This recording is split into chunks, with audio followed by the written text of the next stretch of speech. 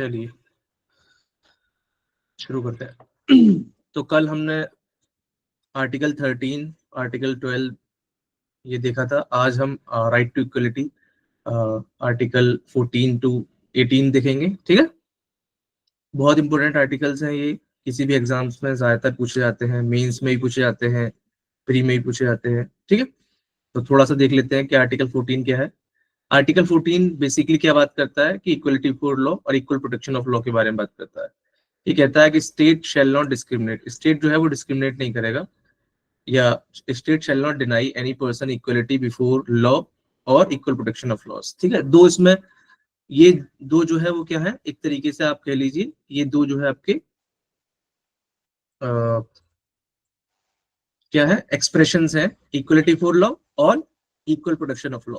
इनको हम डिस्कस करेंगे बाद में थोड़ा सा डिटेल में। बस पहले समझ लीजिए कि आर्टिकल 14 ये कह रहा है कि स्टेट जो है वो डिनाई नहीं करेगा किसी पर्सन को इक्वलिटी फॉर लॉ और इक्वल प्रोटेक्शन ऑफ लॉज को जो with in territory of India है। ठीक है, यहाँ पर वर्ड ध्यान रखना, एनी पर्सन है। एनी पर्सन का मतलब यहाँ पर आप जो है देख सकते हैं कि सिटीजन वर्ड यूज नहीं हुआ है। जहां पर सिटीजन वर्ड यूज हुआ होगा स्पेसिफिकली वहां पर हम मानेंगे कि ये राइट्स जो है सिटीजन्स के लिए अवेलेबल है। जब एनी पर्सन यूज हो गया तो सिटीजन हो, एलियन हो, कोई भी हो, वो इन सब के लिए, फॉरेनर हो, उन सब के लिए राइट्स अवेलेबल है। मेरी आवाज आ रही है सही से? एक बार बता दें सब। ठीक है, चलिए इसी तरीके से आर्टिकल आर्टिकल 14 जो है ना, बेसिकली वो क्या है ना, आर्टिकल 14 जो है एक तरीके का जीनस है। इसकी स्पेसीज क्या है, 15 एक इसका स्पेसिफिक इक्वलिटी का स्पेसिफिक फॉर्म है जो कहता है कि prohibition of discrimination on the grounds of religion, कि इन किन ग्राउंड्स पर रिलीजन, रेस, कास्ट, सेक्स और प्लेस ऑफ बर्थ पर क्या होगा कि डिस्क्रिमिनेशन नहीं किया जाएगा। इसी तरीके से आर्टिकल 16 है कि इन मैटर्स ऑफ एम्प्लॉयमेंट उसमें क्या होगा, इक्वलिटी दी जाएगी सबको। ऐसे ही आर्टिकल 17 अबोलिशन ऑफ अनटचेबिलिटी के बारे में है, आर्टिकल 18 अबोलिशन ऑफ टाइटल्स के बारे में है। ठीक है, तो एक तो थोड़ा सा ये आपका ये होगा कि आर्टिकल 14 किसके रिलेटेड है, 15 किससे रिलेटेड है, 16 किससे रिलेटेड है, 17 किससे रिलेटेड है, 18 किससे रिलेटेड है। अब हम आ जाते हैं आर्टिकल 14 बेसिकली। ठीक है, आर्टिकल 14 में क्या दे रखा है, चलिए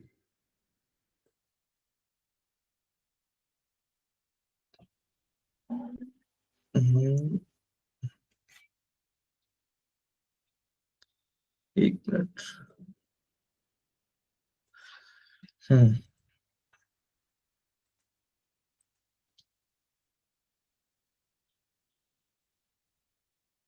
ठीक है, तो ये आर्टिकल 14 जो है आपका 14 टू 18 क्या करता है, राइट टू इक्वलिटी के बारे में बात करता है। ठीक है, कि भाई right to equality every citizen के बारे में बात करता है, 14 टू 18 बात कर रहा है।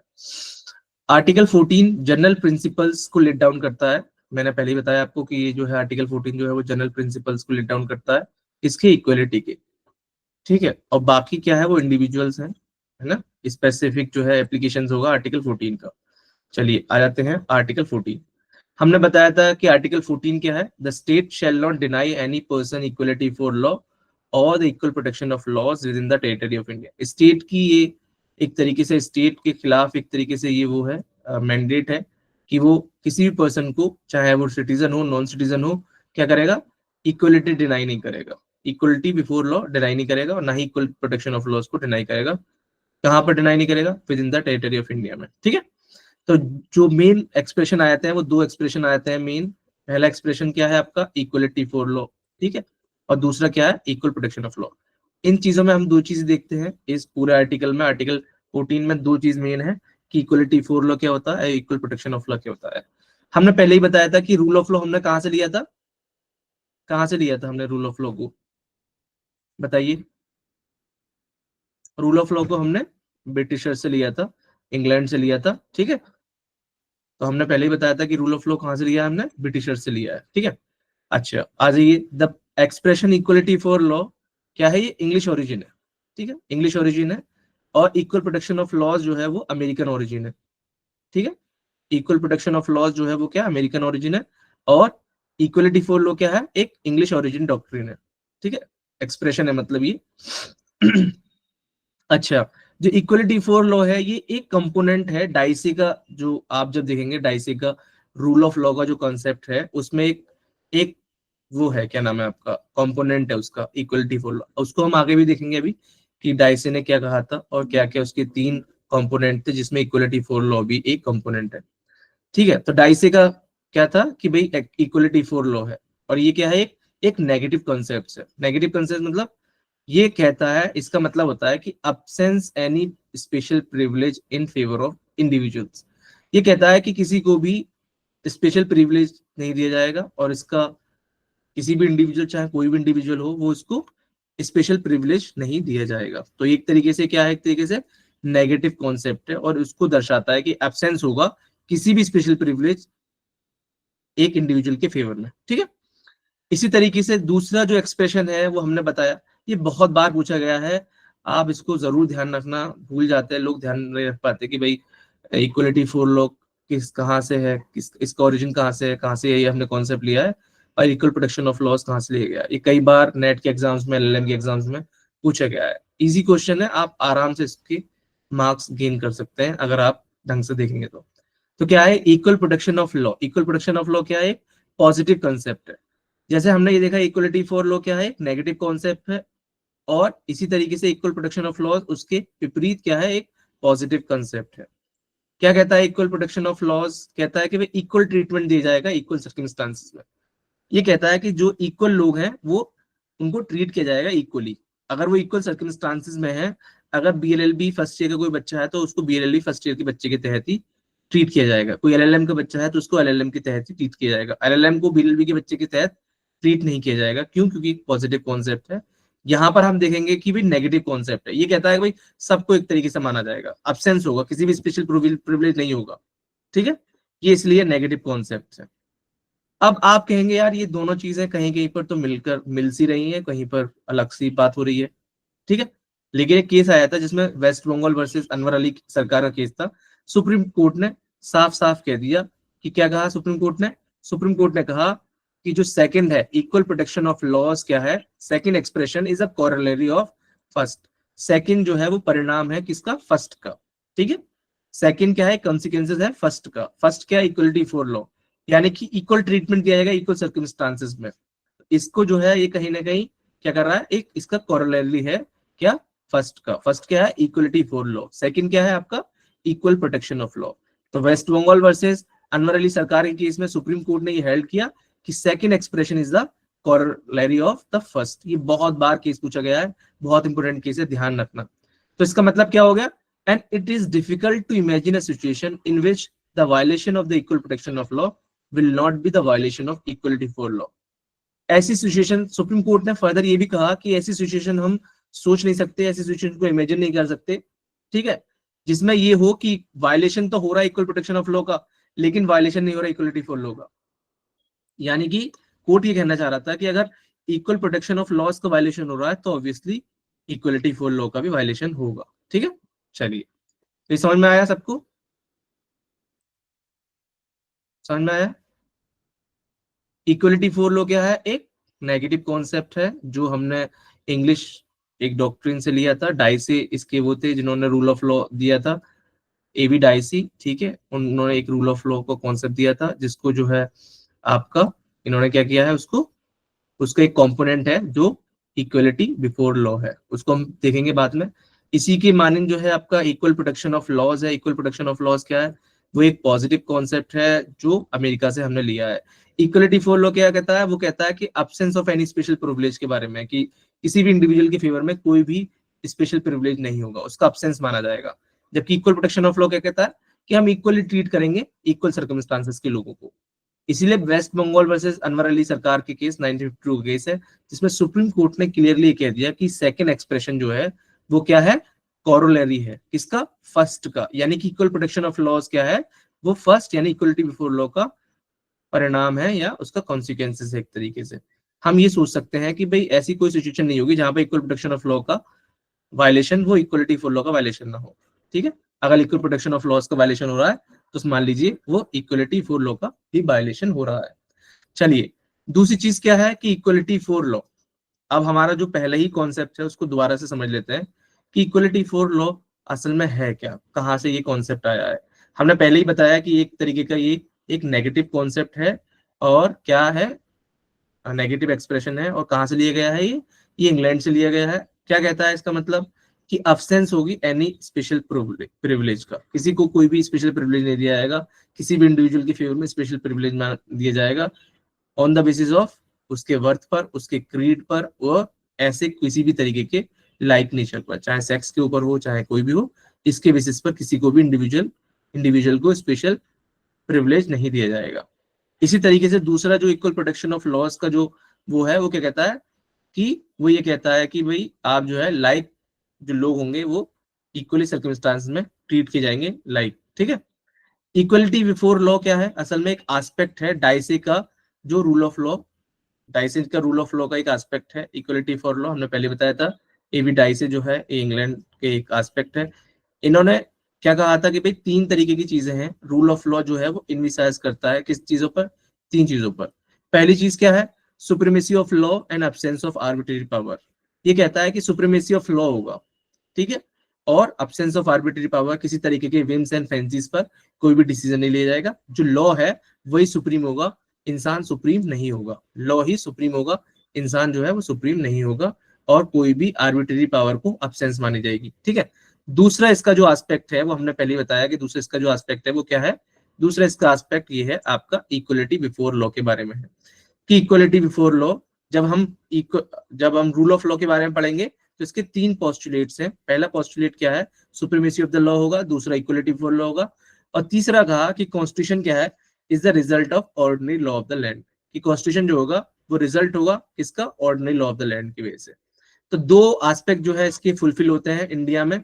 इंडिया में क्या है, सुप्रीमेसी ऑफ लॉ है, ठीक है, कि कॉन्स्टिट्यूशन क्या है वो सुप्रीम है, और इक्वलिटी फॉर लॉ आर्टिकल 14 हम देखते हैं वहां पर इक्वलिटी फॉर लॉ के बारे में।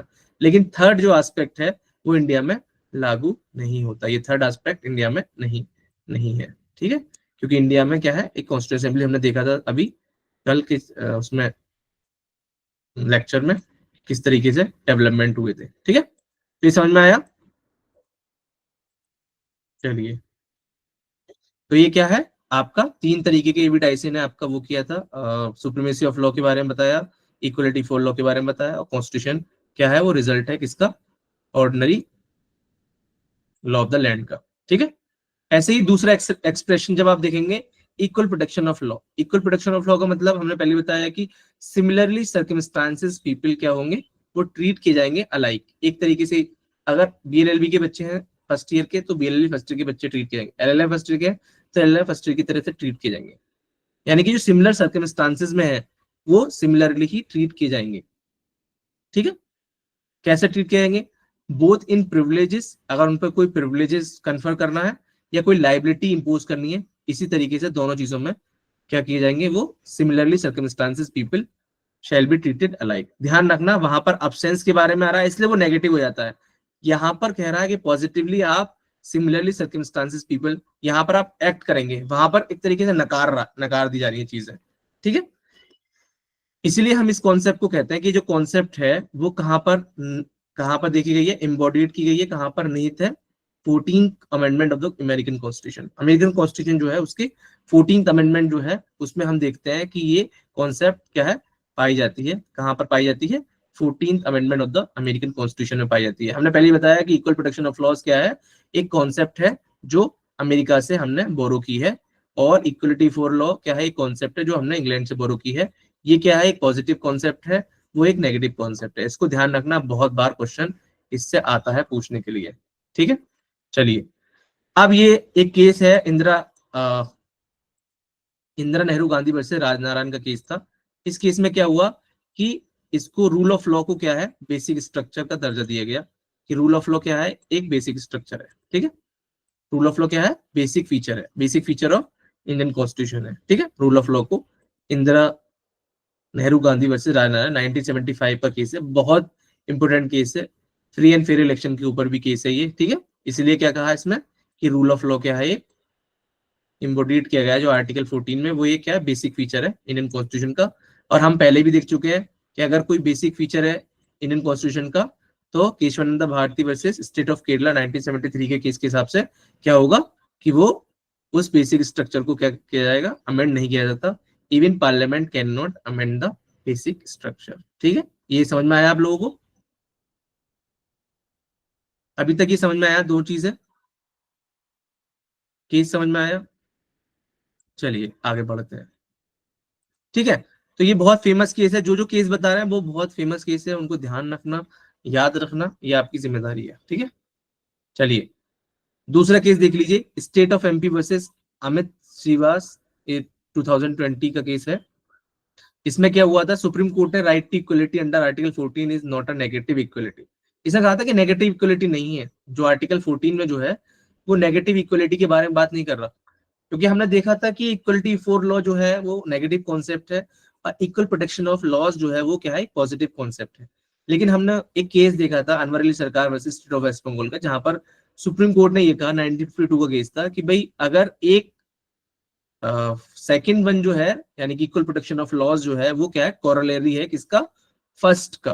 फर्स्ट क्या है, इक्वलिटी फॉर लॉ का, यानी कि हम ये इमेजिन नहीं कर सकते ऐसी सिचुएशन जहां पर इक्वल प्रोटेक्शन ऑफ लॉज का अगर वायलेशन हो रहा है तो इक्वलिटी फॉर लॉ का वायलेशन ना होगा। ठीक है, तो इसलिए ये कहा गया MP, state of MP versus Amit Shrivas में, कि भाई ये नेगेटिव इक्वलिटी नहीं है, इसमें क्या कहा, benefit wrongly the same can not from the basis of claiming. तो इस केस को भी ध्यान रखना।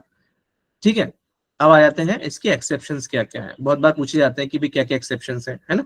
ठीक है, आप कह तो रहे हैं कि इक्वलिटी होनी चाहिए, लेकिन इक्वलिटी ये नहीं है, इक्वलिटी का मापदंड ये नहीं है कि भाई हर सर्कमस्टांसेस में लोग इक्वल है, अलग सर्कमस्टांसेस है। ये हमारा कॉन्सेप्ट भी कहता है, इक्वल प्रोटेक्शन ऑफ लॉज के बारे में जब हम देखते हैं तो ये कहता है कि अगर लोग जो है इक्वली सर्कमस्टांस, मतलब अगर वो एक सर्कमस्टांसेस एक जैसे हैं उनके, तो उनको इक्वली ट्रीट किया जाएगा। ठीक है, जैसे आप देखते होंगे कि भाई कभी कुश्ती वुश्ती होती है, जो इस तरीके की चीजें होती हैं, या आप देखोगे ओलंपिक में कि भाई एक वेट होता है कि इतना 61 के वेट में लड़ रहे हैं वो लोग, तो वो 61 के ही जो है आपके किलोग्राम में लोग जो फाइट करते हैं तो वो उतने ही वेट के होते हैं दोनों। ठीक है, ऐसा नहीं है कि वो ज्यादा किलोग्राम का होगा और दूसरा कम किलोग्राम का होगा, वरना क्या होगा, इक्वलिटी वायलेट होगी एक तरीके से। ये मैंने एग्जांपल दिया है, ठीक है, एक सिर्फ खाली समझने के लिए।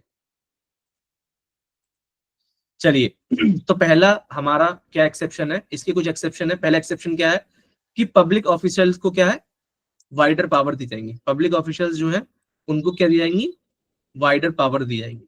क्यों क्यों पावर दी जाएंगी, क्योंकि वो पब्लिक जो ड्यूटीज है उनको सही तरीके से डिस्चार्ज कर दे। अगर हम पब्लिक ऑफिशियल्स को भी एज ए नॉर्मल पर्सन की तरह पावर दे देंगे तो वो जो उसके पास ड्यूटीज इंपोज की गई है वो पूरी तरीके से उसको डिस्चार्ज नहीं कर सकता। इसीलिए पब्लिक ऑफिशियल्स को are sometimes given wider power under certain institute.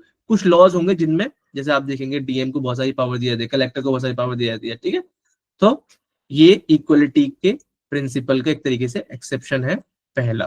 दूसरा एक्सेप्शन क्या है, आर्टिकल 361। आर्टिकल 361 हम सब जानते हैं कि प्रेसिडेंट और गवर्नर जो होगा, अगर उनको कोई क्रिमिनल प्रोसीडिंग हो रही है ड्यूरिंग द जब वो होल्ड कर रहे हैं पोस्ट को, उसकी प्रेसिडेंट को और गवर्नर की को, तो वो उन पर क्या है, उन्हें अरेस्ट नहीं किया जा सकता। ठीक है, तो एक तरीके का ये भी एक एक्सेप्शन है किसका, आपका रूल ऑफ इक्वलिटी का। बहुत फेमस केस है एक आपका ये रीजनेबल क्लासिफिकेशन। देखिए यहां से शुरू होता है सारी चीजें कि भाई आर्टिकल 14 का मेन जो इजेंस है वो क्या है, ये रीजनेबल क्लासिफिकेशन के बारे में बात हुई थी। आर के गर्ग का केस है वर्सेस यूनियन ऑफ इंडिया 1981 का केस है, जिसमें सुप्रीम कोर्ट ने कहा कि देखिए क्लास लेजिस्लेशन के लिए तो मना करता है, आर्टिकल 14 जो है वो क्लास लेजिस्लेशन के लिए मना करता है, लेकिन it does not prohibit reasonable classification. लेकिन अगर उसके पीछे कोई रीजन है, आप अगर रीजन दे रहे हैं तो रीजनेबल क्लासिफिकेशन के लिए अलाउ करता है। आर्टिकल 14 प्रोहिबिट्स क्लास लेजिस्लेशन, कि आप क्लास के बेसिस पर किसी भी लेजिस्लेशन नहीं बना सकते, उसको मना करता है। लेकिन अगर अगर वो क्लासिफिकेशन रीजनेबल है तो आप क्लासिफिकेशन कर सकते हैं। इसके दो टेस्ट हैं, क्या क्या वो टेस्ट है देख लीजिए। ठीक है, the classification must not be arbitrary, artificial और इवेसिव। हमने पहले कहा कि क्लासिफिकेशन जो है वो आर्बिट्रेरी नहीं होनी चाहिए, आर्टिफिशियल नहीं होनी चाहिए, इवेसिव नहीं होनी चाहिए, वो क्या हो, रीजनेबल हो। अच्छा, अब हम ये देखेंगे कि क्या क्लासिफिकेशन रीजनेबल होगी तो वो उसकी क्या कंडीशन है, दो कंडीशन है। क्या क्या कंडीशन है, पहली कंडीशन ये है आपका कि वो क्लासिफिकेशन जो होगा must be based on intelligible differentia, intelligible differentia use होगा उसमें, उसके बेसिस पर ही हम कहेंगे कि हाँ कुछ इंटेलिजिबल डिफरेंशियल यूज किया गया है, उसमें कुछ रीजनेबल क्लासिफिकेशन देखने के लिए दो चीजों को देखेंगे हम। पहली चीज, क्लासिफिकेशन कैसी होनी चाहिए, must based on intelligible differential. ये वर्ड जो है ना, इनको ध्यान रख लो, यही पूछे जाते हैं ऑप्शंस में। आजकल स्टेटमेंट वाइज क्वेश्चन आ रहे हैं, तो ऐसे स्टेटमेंट 1 आ जाएगा, स्टेटमेंट 2 आ जाएगा, या ये भी पूछ लिया जाएगा कभी कभी कि भाई क्या आर्टिकल 14 फॉरवर्ड करता है क्लासिफिकेशन। हाँ फॉरवर्ड करता है, लेकिन it does not prohibit reasonable classification. तो ये जितने वर्ड्स हैं, इन वर्ड्स को आप जरूर ध्यान रखें।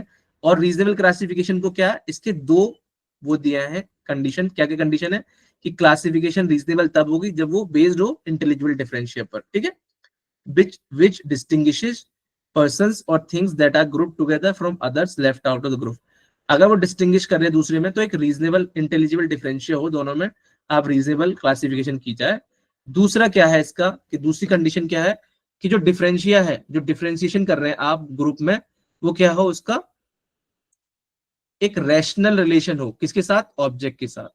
जो आप ऑब्जेक्ट अचीव करना चाह रहे हैं उसका एक रैशनल रिलेशन हो, किसके साथ, ऑब्जेक्ट के साथ। क्या आपका कोई लेजिस्लेशन बनाई, आपका ऑब्जेक्ट था वो ऑब्जेक्ट फुलफिल करना, तो उसका एक रैशनल रीजनेबल रिलेशन होना चाहिए उस ऑब्जेक्ट के साथ जो डिफरेंशियल आपने क्रिएट किया है। तो दो चीज है, पहला कि भाई क्लासिफिकेशन, पहली चीज तो ये रीजनेबल क्लासिफिकेशन जो आर्टिकल गर्ग में कहा, कह दिया सीधा, आर्टिकल 14 फॉरवर्ड करता है क्लासिफिकेशन को। बट इसका मतलब ये नहीं है कि रीजनेबल क्लासिफिकेशन नहीं कर सकते, है ना। रीजनेबल क्लासिफिकेशन को कैसे करेंगे कि ये रीजनेबल क्लासिफिकेशन मतलब आर्बिट्रेरी नहीं होती, विम्स एंड फैंसीज पर नहीं होनी चाहिए, ठीक है, एवेसिव नहीं होनी चाहिए कोई भी। और इसकी क्या रीजनेबल क्लासिफिकेशन की दो कंडीशन बता दी। पहली कंडीशन क्या बता दी कि क्लासिफिकेशन क्या हो, must be based on intelligible differentia, intelligible differentia का यूज हो, ठीक है। दूसरा क्या है कि डिफरेंशिया जो हो वो क्या है, रिलेशन हो उसका, रैशनल रिलेशन हो, ऑब्जेक्ट जो आप अचीव करना चाह रहे हैं, जो लेजिस्लेशन अचीव करना चाहिए वो हो। ये केस हमने पहले भी डिस्कस किया अनवरली सरकार वाला, वहां पर हमने इक्वल प्रोटेक्शन ऑफ लॉज और इक्वलिटी फॉर लॉ के कॉन्टेक्स्ट में यूज किया था। यहाँ पर ये थोड़ा सा अलग कॉन्टेक्स्ट में है। क्या है, state of West Bengal versus Anwar Ali Sarkar 1952 का केस है। क्या कहता है ये, इसमें सुप्रीम कोर्ट ने हेल्ड किया कि डिफरेंशिया जो होगा, which is the basis of the classification, जो बेसिस है क्लासिफिकेशन का, वो कैसा होना चाहिए, and the object of the act are two different thing. दोनों दोनों अलग अलग चीज है। बेसिस ऑफ क्लासिफिकेशन जो हो इंटेलिजिबल डिफरेंशियल वो अलग है, और ऑब्जेक्ट जो रैशनल ऑब्जेक्ट को आप अचीव करना चाह रहे हैं उसका रिलेशन जरूर होना चाहिए, ठीक है। It is important to have nexus between the basis of classification and object. दोनों अलग चीज है, लेकिन इन दोनों का नेक्सस होना चाहिए। इन दोनों का क्या है, नेक्सस होना चाहिए। बेसिस ऑफ क्लासिफिकेशन एक अलग चीज है, और एक ऑब्जेक्ट क्या है, ये भी अलग चीज है। लेकिन ये जरूरी है कि दोनों के बीच में एक नेक्सस होना चाहिए। अभी हमने क्या पढ़ा, the differentia must have a rational relation to the object. सीधी सीधी बात पड़ी कि उसका रैशनल रिलेशन होना चाहिए, ऑब्जेक्ट जो आप ऑब्जेक्ट अचीव करना चाह रहे हो उस ऑब्जेक्ट का क्या है, एक रैशनल रिलेशन होना चाहिए जो आप अचीव करना चाह रहे हो, ठीक है। तो ये बहुत जरूरी है, इसको ध्यान में रखना, ठीक है। तो समझ में आया ये चीज,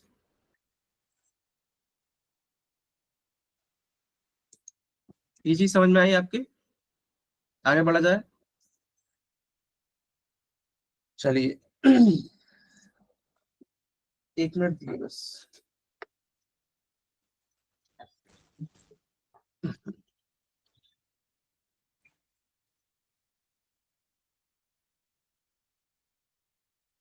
लाइट आ गई, जरा लैपटॉप लगा दीजिए।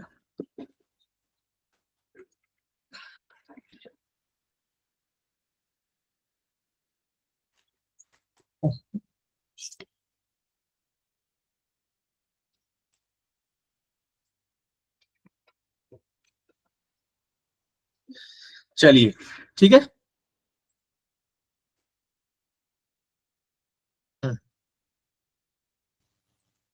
तो ये state of West Bengal versus Anwar Ali Sarkar में ये कह दिया गया कि भाई ये क्या है, अलग अलग चीजें हैं। बेसिस ऑफ क्लासिफिकेशन एक अलग चीज है, और ऑब्जेक्ट एक अलग चीज है, लेकिन दोनों के बीच क्या है, नेक्सस होना चाहिए। ये हर चीज हमने जब हम रीजनेबल क्लासिफिकेशन के बारे में पढ़ लेते तब हमने कहा, देखा था, ठीक है।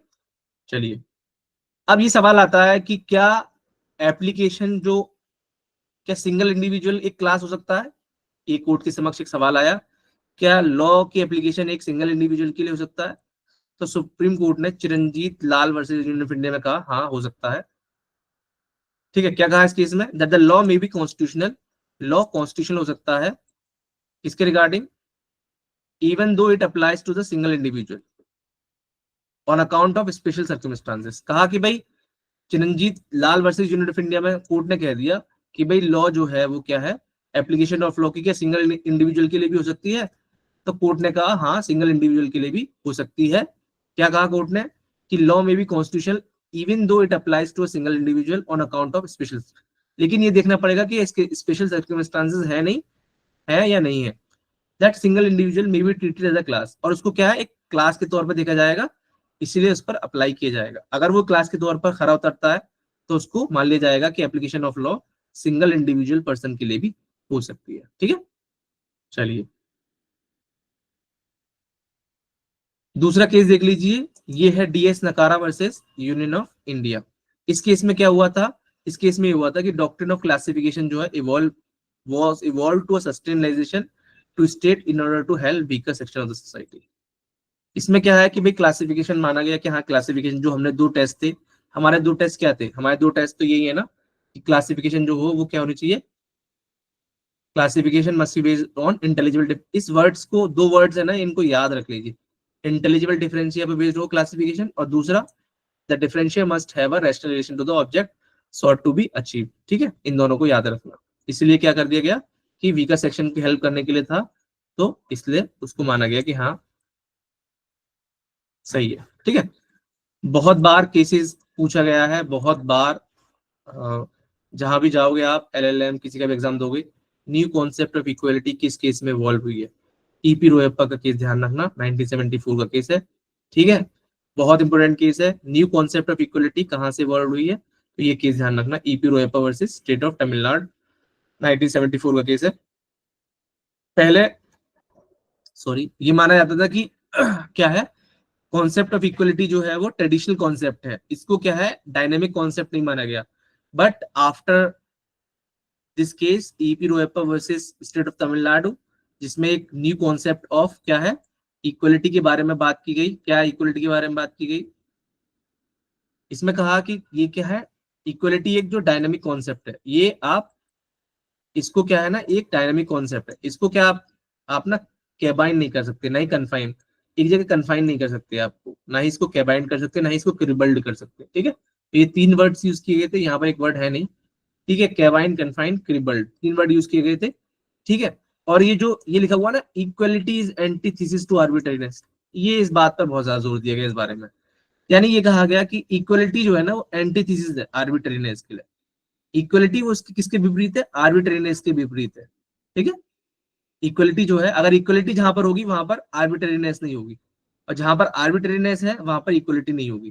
तो ये एक तरीके से नया कॉन्सेप्ट आया, एक नई कॉन्सेप्ट इक्वलिटी की देखने को मिली, जहां पर बात की गई कि एक डायनामिक कॉन्सेप्ट ऑफ इक्वलिटी के बारे में बात की सुप्रीम कोर्ट ने EP Royappa versus state of Tamil Nadu के केस में, जिसमें न्यू कॉन्सेप्ट ऑफ इक्वलिटी के बारे में बात की कि इक्वलिटी जो है वो एक डायनामिक कॉन्सेप्ट है, it can not be cribbed confined cabined in to the traditional and doctrine limits, और क्या है इक्वलिटी क्या है एक एंटीथेसिस है आर्बिट्रेरीनेस के लिए, यानी कि कह सकते हैं हम कि जहां पर इक्वलिटी होगी वहां पर आर्बिट्रेरीनेस नहीं होगी, जहां पर आर्बिट्रेरीनेस है वहां पर इक्वलिटी नहीं होगी। फॉर एग्जांपल किसी इंसान ने किसी ऑफिसर ने कहीं पर अपनी विम्स एंड फैंसीज अपने इस्तेमाल की है तो वहां पर आर्बिट्रेरीनेस है, और जब जहां पर आर्बिट्रेरीनेस हो गई वहां पर इक्वलिटी नहीं होगी। ये बात आप ध्यान रख लीजिए, बहुत फेमस केस है EP Royappa versus state of Tamil Nadu, इस केस को आप रट लीजिए, याद कर लीजिए, भूलना नहीं कभी भी, ये जहां भी जाएंगे आप वहां पर ये केस पाएंगे, बहुत इंपॉर्टेंट केस है। आर्टिकल 14 के बारे में जब भी बात होगी ईपी रोयप्पा केस जरूर ध्यान में रखने वाला है।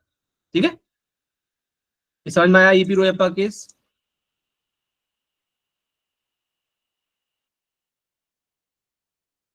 आप लोगों को आवाज आ रही है मेरी, समझ में आया केस ईपी रोयप्पा,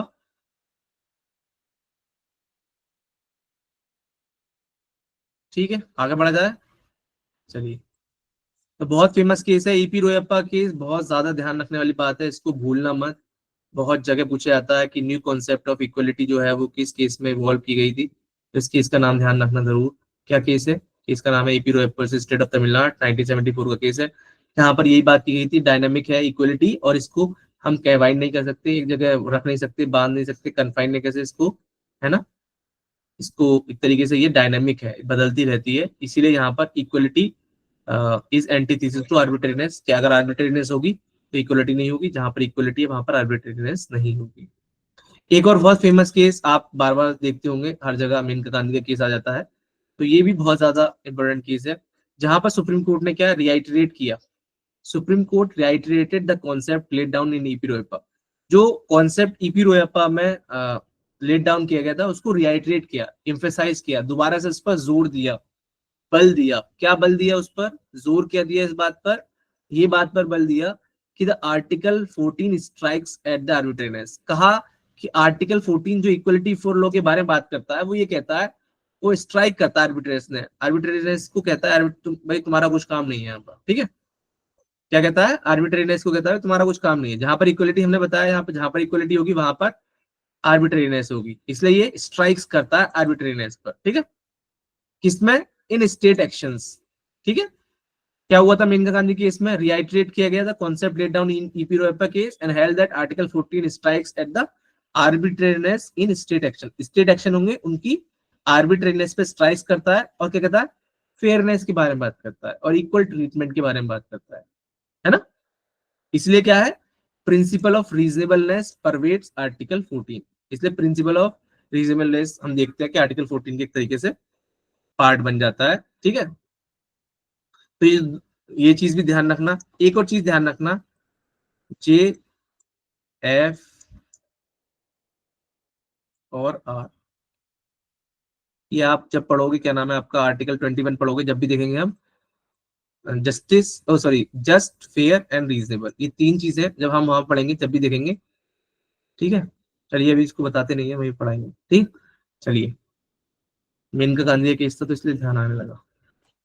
तो ये समझ में आया, आर्टिकल 14 समझ में आया, बेसिक बेसिक चीजें बता दी हैं आर्टिकल 14 जो ज्यादातर आती है कोई पेपर में, ठीक है। आगे बढ़ा जाए, आर्टिकल 15 के बारे में बढ़ा जाए।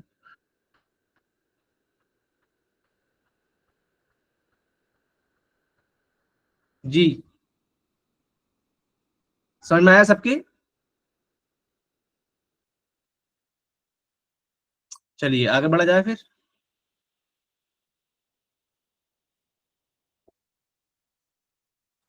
आगे बढ़ा जाए। जी भाई। चलिए, जैसे हमने बात की आर्टिकल 14 के बारे में हम बात कर रहे थे, अब बात करते हैं आर्टिकल 15 के बारे में। आर्टिकल 15 क्या है, आर्टिकल 15 जो है एक स्पेसिफिक एप्लीकेशन है, किसकी स्पेसिफिक एप्लीकेशन है, स्पेसिफिक एप्लीकेशन है किसकी, इक्वलिटी की, क्योंकि आर्टिकल 14 जो एक तरीके से वो जो है आपका जनरल इक्वलिटी के बारे में बात करता है, इसलिए स्पेसिफिक इक्वलिटी की एप्लीकेशन क्या है, एक आर्टिकल 15 कहता है। क्या कहता है आर्टिकल 15, प्रोहिबिशन है on discrimination on the grounds of religion, race, caste, sex और place of birth.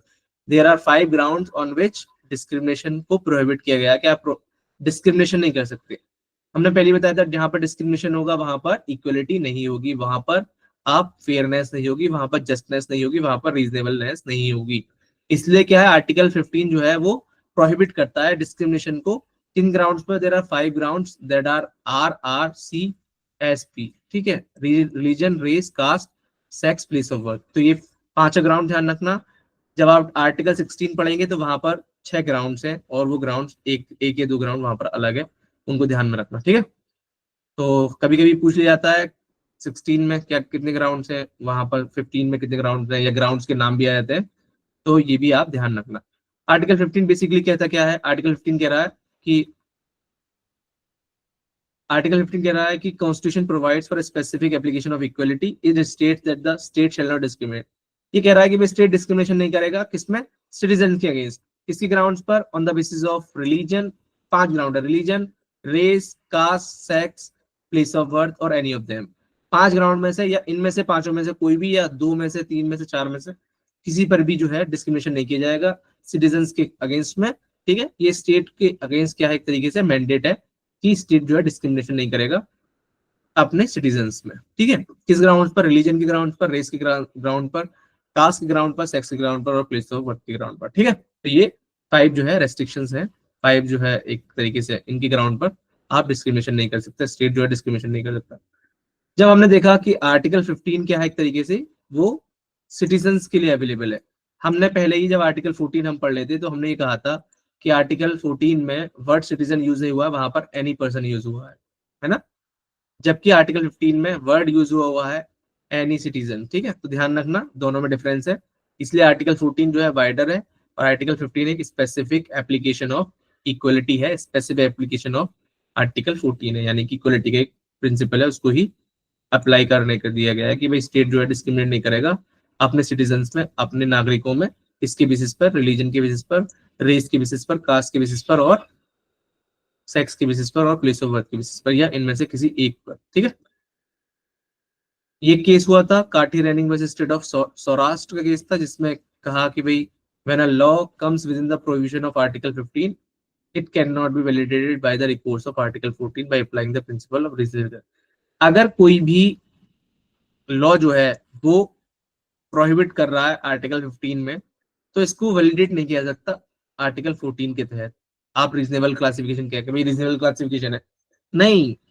Reasonable classification का मतलब हमने पहले बताया था, रीजनेबल क्लासिफिकेशन का मतलब दो चीजों को जरूर फुलफिल करना चाहिए। पहली चीज क्या है, इंटेलिजिबल डिफरेंशिया होना चाहिए। दूसरी चीज क्या है कि द डिफरेंशिया जो हो वो क्या हो, उसका रिलेशन जो हो ऑब्जेक्ट से होना चाहिए, रैशनल रिलेशन हो ऑब्जेक्ट जो अचीव करने के लिए सॉर्ट किया गया है, जो देखा गया है ऑब्जेक्ट करने के लिए। इसलिए काठी raining versus state of Saurashtra में स्पेसिफिकली कह दिया गया कि अगर कोई भी प्रोहिबिशन 15 के तहत आ रही है तो इसको वैलिडेट नहीं किया जा सकता just on the basis of कि वो आर्टिकल 14 आप अप्लाई कर रहे हैं, प्रिंसिपल रीजनेबलनेस। क्यों? क्योंकि आर्टिकल 15 भी is the specific application of article 14, यानी कि इक्वलिटी का एक स्पेसिफिक एप्लीकेशन है आर्टिकल 15। ठीक है, तो आप ये वो नहीं कर सकते, आप ये आर्ग्यूमेंट नहीं कर सकते, दे सकते कि आर्टिकल 14 जो है वो अप्लाई हो रहा है, हमने रीजनेबल क्लासिफिकेशन किया नहीं, जबकि वो it is the act was hit by article 15। If the act was hit by article 15 you cannot claim that that is validated by recourse to the article 14, and we have applied the principle of reasonable classification. You cannot say or you cannot argue before the court of law कि हाँ हमने जो है ये reasonable classification की है।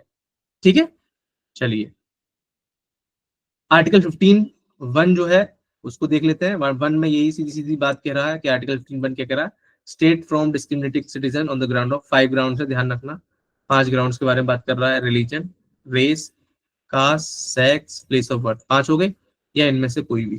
ठीक है, अच्छा आर्टिकल 15 क्लॉज 2 क्या कह रहा है, आर्टिकल 15 क्लॉज 2 सीधा सीधा बात कर रहा है कि कोई भी सिटीजन जो होगा वो सब्जेक्टेड नहीं होगा किसी भी डिसेबिलिटी के लिए, किसी भी रेस्ट्रिक्शन के लिए, किसी भी कंडीशन के लिए on the grounds of any religion, race, caste, place of birth.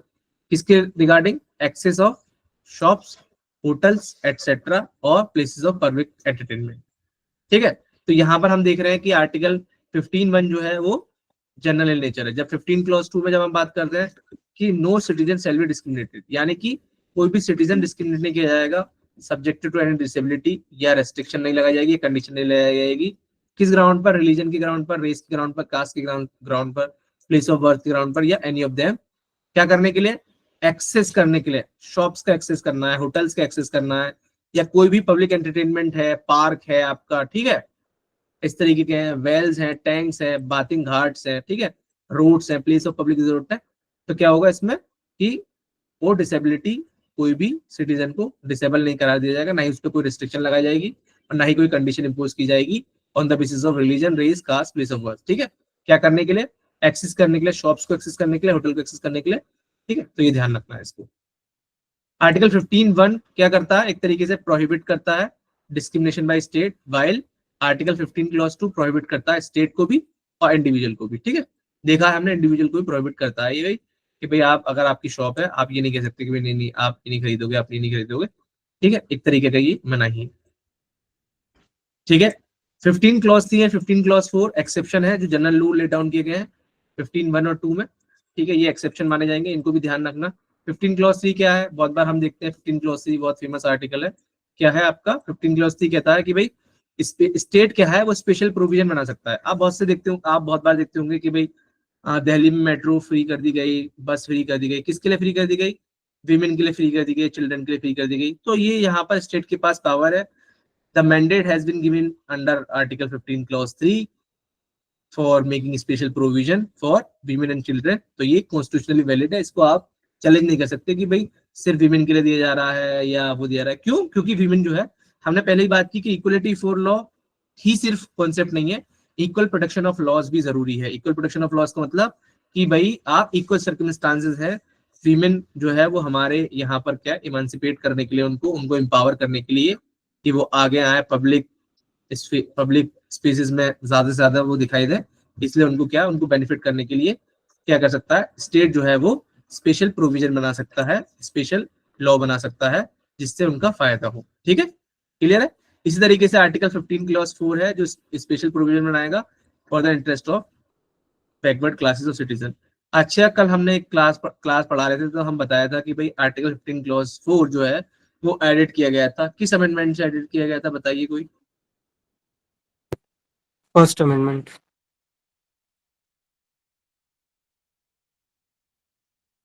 First amendment से आर्टिकल 15 क्लॉज 4 को एडिट किया गया था, ये हमने कल भी बताया था, आप इन सब चीजों को भूले नहीं, याद रखते चले, ठीक है? तो याद रहेगा आपको आसानी से, ये बता दिया। फिर हमने लिख रखा है यहाँ पर कि article 15 clause 4 was added by the constitution, ठीक है, 1951 के द्वारा ऐड किया गया, इंसर्टेड, ठीक है, to nullify the effect of, क्या इफेक्ट का, state of Madras versus Champakam Dorairajan का केस था, उसको नलिफाई करने के लिए आर्टिकल 15 क्लॉज 4 को फर्स्ट अमेंडमेंट के थ्रू इंसर्ट किया गया था। क्या था चंपाकम दोरा राजन वाला केस? चंपाकम दोरा राजन में केस में क्या कर दिया गया था, सुप्रीम कोर्ट ने वॉइड कर दिया था गवर्नमेंट जो वो था मद्रास गवर्नमेंट का, कि रिजर्व सीट्स किसमें, स्टेट मेडिकल इंजीनियरिंग कॉलेज में डिफरेंट कम्युनिटीज को किसके बेसिस पर, रिलीजन, रेस, कास्ट के बेसिस पर, तो सुप्रीम कोर्ट ने नलिफाई कर दिया क्योंकि ये स्टूडेंट्स को क्लासिफाई करता है on the basis of caste and religion.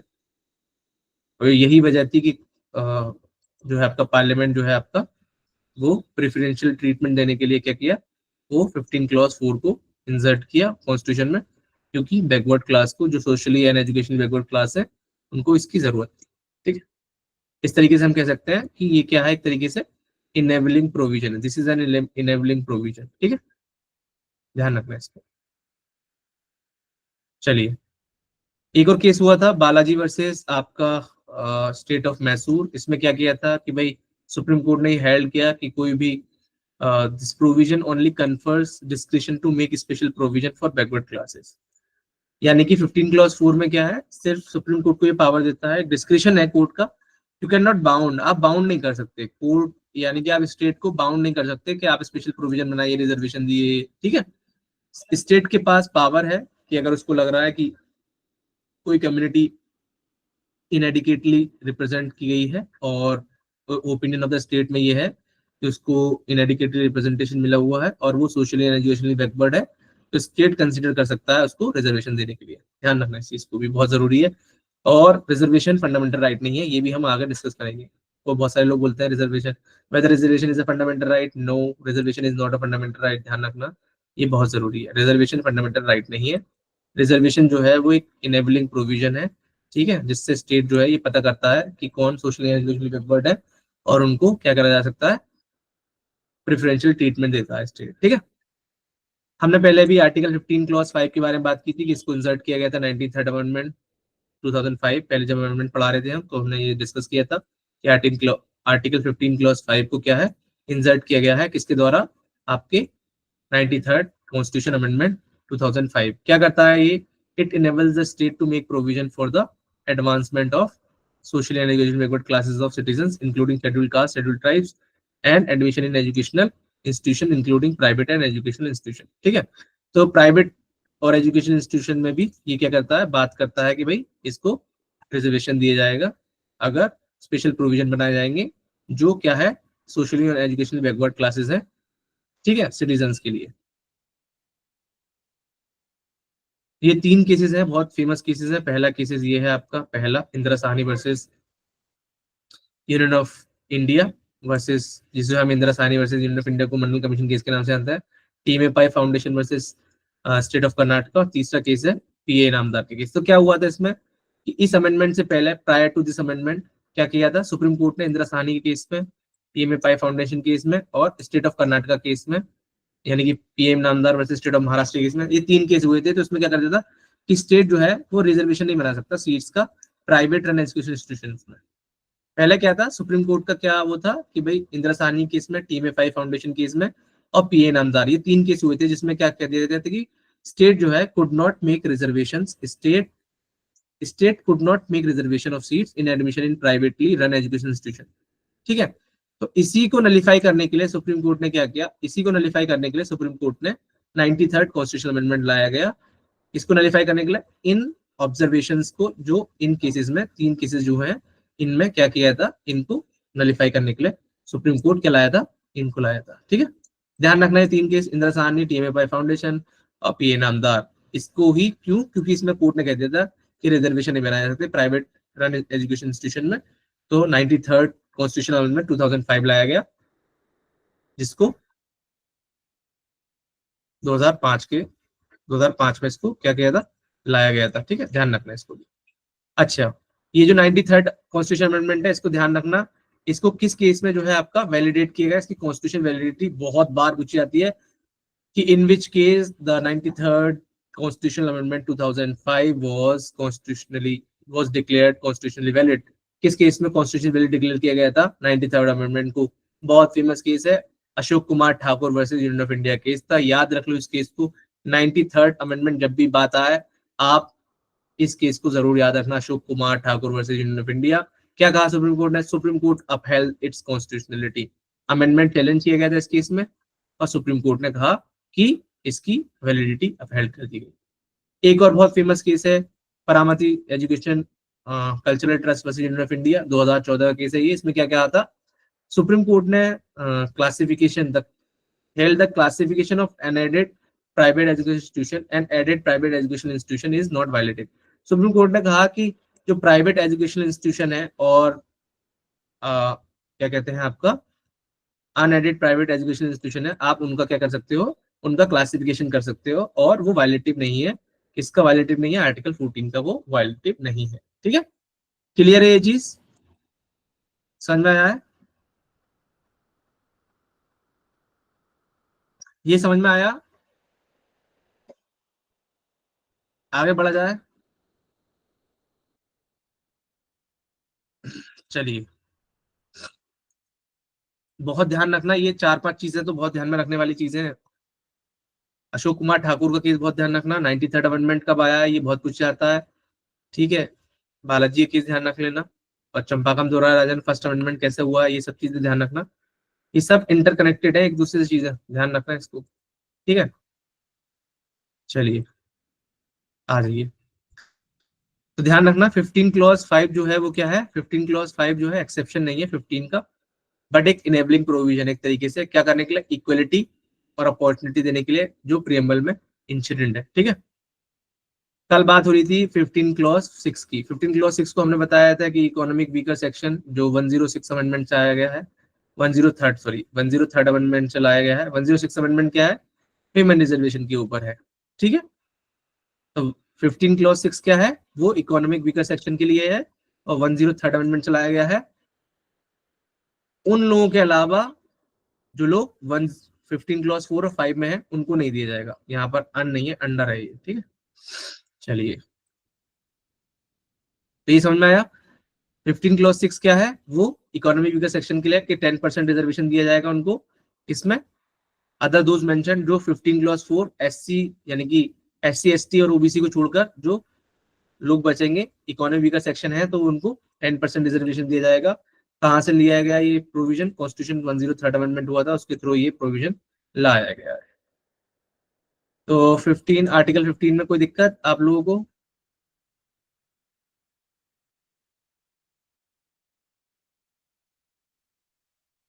Article 15 हो गया, आगे बढ़ा जाए।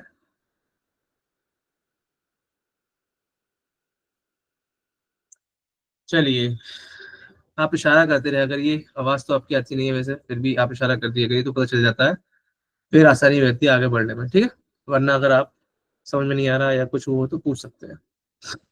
चलिए,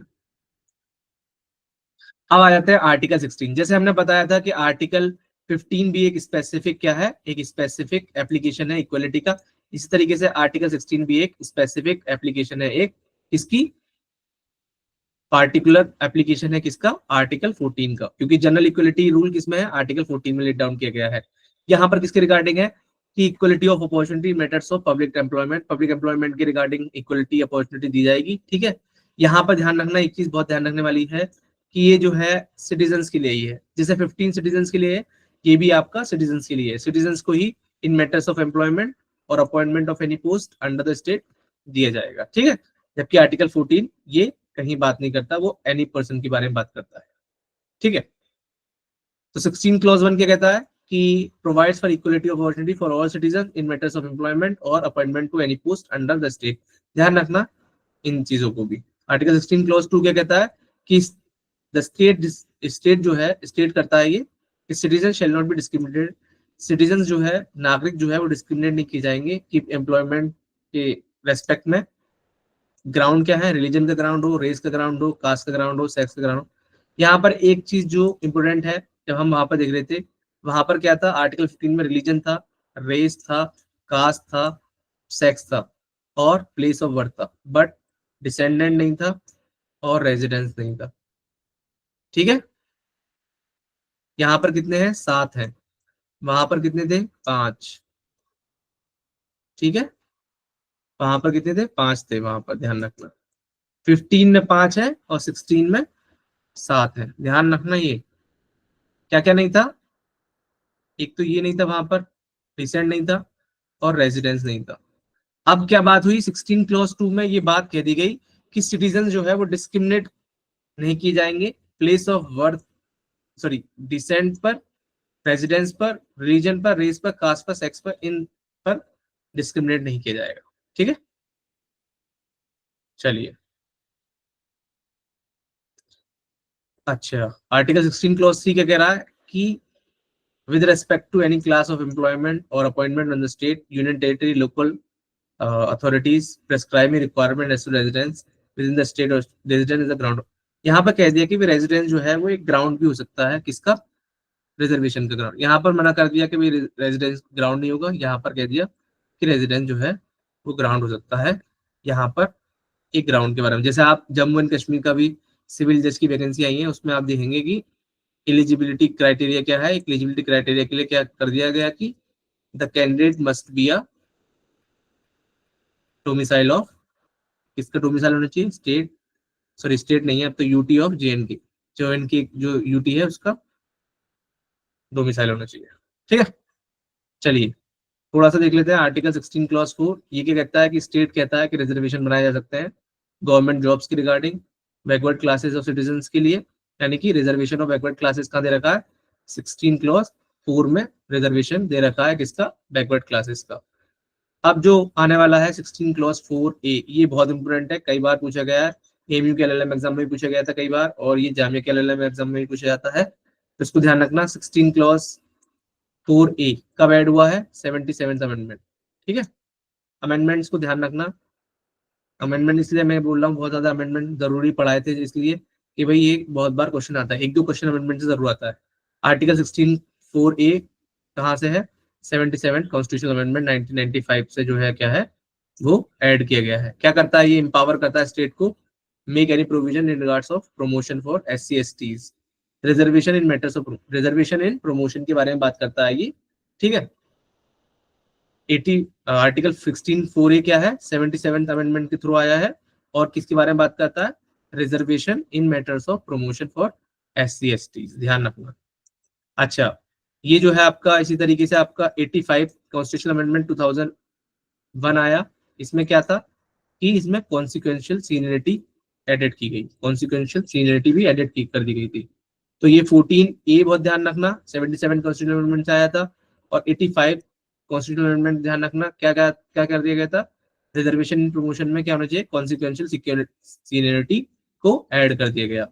14B 16 4B भी बहुत जरूरी है। यहाँ पर क्या है, आर्टिकल 16 4B बहुत पूछा जाता है, जैसे 16 4A आता है ऐसे ही 16 4B बहुत पूछा जाता है। क्या है ये, कब से एडेड हुआ है, 81st कॉन्स्टिट्यूशनल अमेंडमेंट 2000 से। ये सीक्वेंस याद रखना, देखो 16 4A कब से ऐड हुआ है, 77, 4B 81st, ये किससे ऐड हुआ है, 85th। ठीक है, तो ये सीक्वेंस याद रखना। वो 93rd वाला भी याद रखना जो हमने अभी पीछे पढ़ाया था, और उसका केस याद रखना, अशोक कुमार ठाकुर वाला केस, ठीक है। चलिए, ये बहुत जरूरी है, इन सब चीजों को ध्यान रखना। अब ये क्या था कि 16 क्लॉज 4 में क्या कर रखा है कि भाई ये it sought to end the 50% reservation limit for SC ST other backward class, और स्टेट को क्या करता है कि भाई बैकलॉग जो वैकेंसीज हैं उनको प्रीवियस ईयर में अगर कोई बैकलॉग वैकेंसी है तो उसको करंट ईयर में लागू करने के लिए बोल सकता है। इसी तरीके से 16 क्लॉज 5 भी ऐड किया गया था। क्या ऐड हुआ है 16 क्लॉज 5 में, और 16 क्लॉज 6 में क्या ऐड हुआ है ये देख सकते हैं आप। 16 क्लॉज 6 में इकोनॉमिक वीकर सेक्शन के बारे में बात हो रही थी।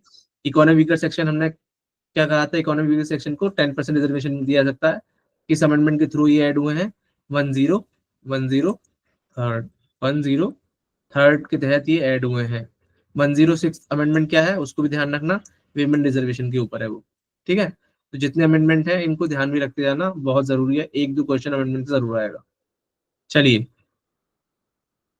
क्लॉजेस थर्ड फोर्थ बी और 5 ऑफ आर्टिकल 16 क्या है, एक्सेप्शन है। ये ध्यान रखना किसके, general rule of equality in matters of, किसके मैटर में, एम्प्लॉयमेंट के मैटर में। एम्प्लॉयमेंट के मैटर में क्या है, एक तरीके से क्या है आपका एक्सेप्शन है, 3 4 4A 4B और 5, इसके exception general rule of equality के एक्सेप्शन है। केस ध्यान रखिए, state of Bihar versus Chandrashekhar Pathak का केस हुआ था। क्या हुआ था इसमें, इसमें सुप्रीम कोर्ट ने हेल्ड किया स्टेट सर्विस जो होंगी, equality of opportunity means equality for member of same class of member की ही इक्वलिटी के बारे में बात की जाएगी, not equality between members of different और सेपरेट और इंडिपेंडेंट क्लास। एक क्लास जैसे हमने शुरू से ही बात कर रहे हैं कि इक्वल सर्कमस्टांसेस ऑफ लोग, इक्वल सर्कमस्टांसेस के लोग जो हैं वो इक्वली ट्रीट किए जाएंगे, ना कि अनइक्वल जो है वो ट्रीट किए जाए इक्वल की तरह, ठीक है। जो इक्वल सर्कमस्टांसेस के लोग हैं, यानी कि BLLB फर्स्ट ईयर का लड़का है तो BLLB फर्स्ट ईयर के लड़के के साथ उसको ट्रीट किया जाएगा, उसको LLM के बच्चे के साथ ट्रीट नहीं किया जाएगा, क्योंकि वो एक सेपरेट और इंडिपेंडेंट क्लास बन जाती है, ठीक है। अच्छा, Balaji versus state of Mysore का केस हुआ था, जहां पर कहा था कि कास्ट जो है पर्सन की एक सोलली क्राइटेरिया नहीं हो सकता, किसका, क्या करने के लिए, रिजर्वेशन देने के लिए। A caste of a person can not be the sole test for ascertaining whether a particular class is backward class. और हम ये नहीं कह सकते कि बैकवर्ड क्लास को जज करने के लिए कास्ट से देखेंगे हम।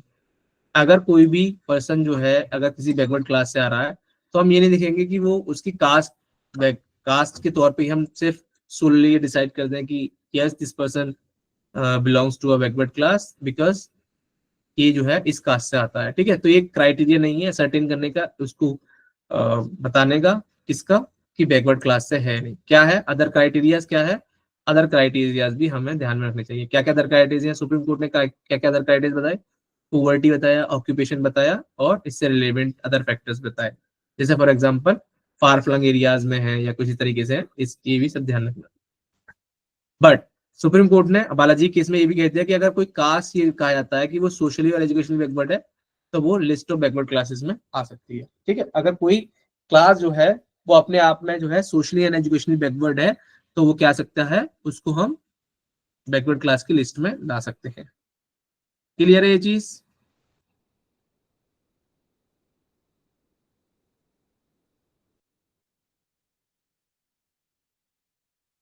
आगे बढ़ा जाए।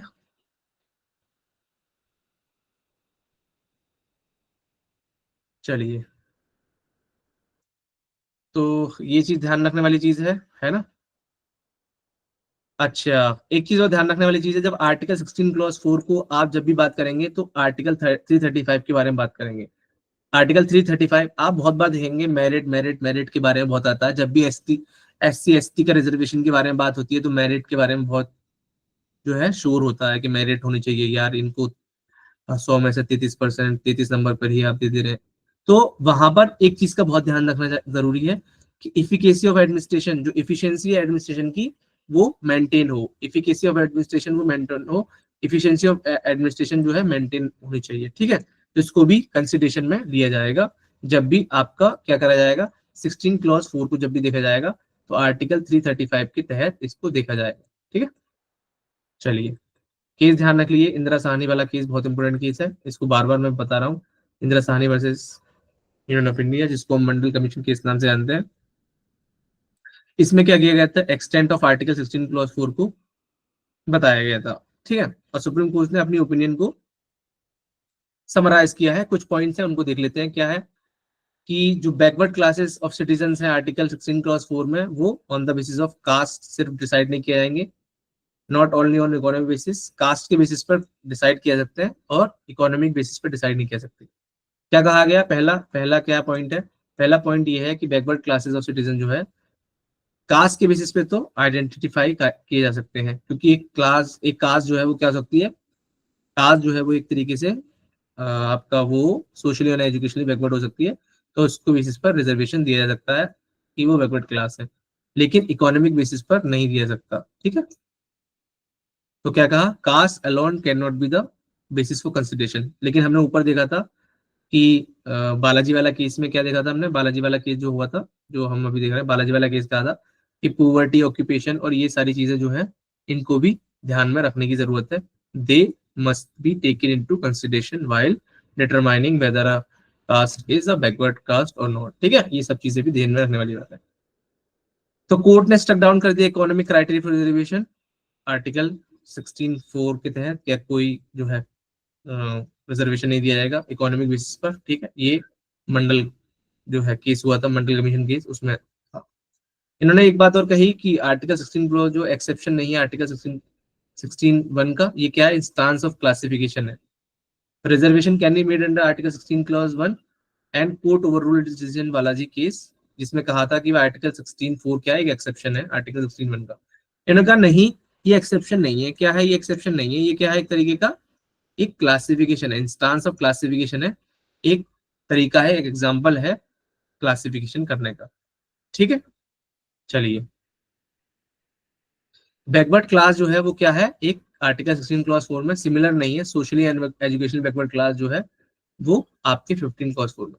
यहाँ पर सुप्रीम कोर्ट ने इंदिरा साहनी वाले केस में जो है आपका वो क्या कहा कि बैकवर्ड क्लास जो 16(4) में है वो सिमिलर नहीं है कि किससे, एजुकेशनली बैकवर्ड क्लासेस जो है वो आपके सोशली और एजुकेशनल बैकवर्ड क्लासेस जो है वो आपका, देखो दो वर्ड है, एक तो है बैकवर्ड क्लास जिसको हम बीसी कहते हैं, बीसी, एक होता है सोशली और educationally backward class, AC BC, ठीक है। एक होता है बीसी सिर्फ खाली ये, और एक पूरा एसी बीसी, ठीक है। तो उसको ध्यान में रखना, दोनों ही अलग है। एक जो बैकवर्ड क्लास है वो 16(4) में दे रखा है, और एसी बीसी ये 15 क्लॉज 4 में दे रखा है। तो इन दोनों को ध्यान में रखने वाली जरूरत है, इसको पढ़ते वक्त, ठीक है। चलिए, बहुत लोग कहते हैं क्रीमी लेयर का कॉन्सेप्ट, क्रीमी लेयर का कॉन्सेप्ट यहीं से आया था, क्रीमी लेयर का कॉन्सेप्ट मना कर दिया, क्रीमी लेयर एक्सक्लूड की जाएगी बैकवर्ड क्लासेस, ठीक है। क्रीमी लेयर जो है वो बैकवर्ड क्लासेस में एक्सक्लूड कर दी जाएगी। चलिए, छठा जो पॉइंट था वो इसका क्या था, छठा जो पॉइंट था वो ये था कि 16(4) जो है क्लासिफिकेशन को परमिट करता है, किसमें, बैकवर्ड क्लास और मोर बैकवर्ड क्लास। आप बिहार में देखेंगे कि बिहार में क्या है, क्या आप जब देखेंगे कि बैकवर्ड क्लास है और एक एक्सट्रीमली बैकवर्ड क्लास है, तो वो जो है वो मैंडेट कहाँ से आया है, वो मैंडेट यहीं से आया है कि क्या है, 16 क्लॉज 4 क्या है, बैकवर्ड क्लासेस को आप क्या कर सकते हो, बैकवर्ड क्लास और मोर बैकवर्ड क्लास, यानी कि एक्सट्रीमली बैकवर्ड क्लास बीसी और एक्सट्रीमली बैकवर्ड क्लास ईबीसी, ठीक है।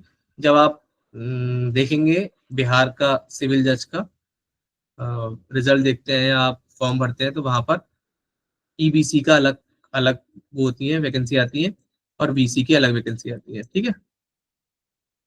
चलिए, 7th पॉइंट क्या था कि रिजर्वेशन की जो लिमिट है वो 50% होगी। एक्स्ट्रा ऑर्डिनरी सिचुएशन होंगी तभी इसको रिलैक्स किया जाएगा, यानी कि फार फ्लंग एरियाज में कोई रह रहा है, हिमाचल में कोई रह रहा है, ठीक है, और जगह रह रहा है, तो उनके लिए रिजर्वेशन में रिलैक्सेशन कर दिया जाएगा, वरना रिजर्वेशन 50% से एक्सीड नहीं होगा, सिर्फ स्पेशल और एक्स्ट्राऑर्डिनरी सर्कमस्टांस में इसको रिलैक्स किया जाएगा। एक और चीज हुई थी इस केस में, सुप्रीम कोर्ट ने देवदासन का जो केस था यूनियन ऑफ इंडिया, इसको ओवररूल कर दिया था, जिसमें कैरी फॉरवर्ड के बारे में बात हुई थी, ठीक है।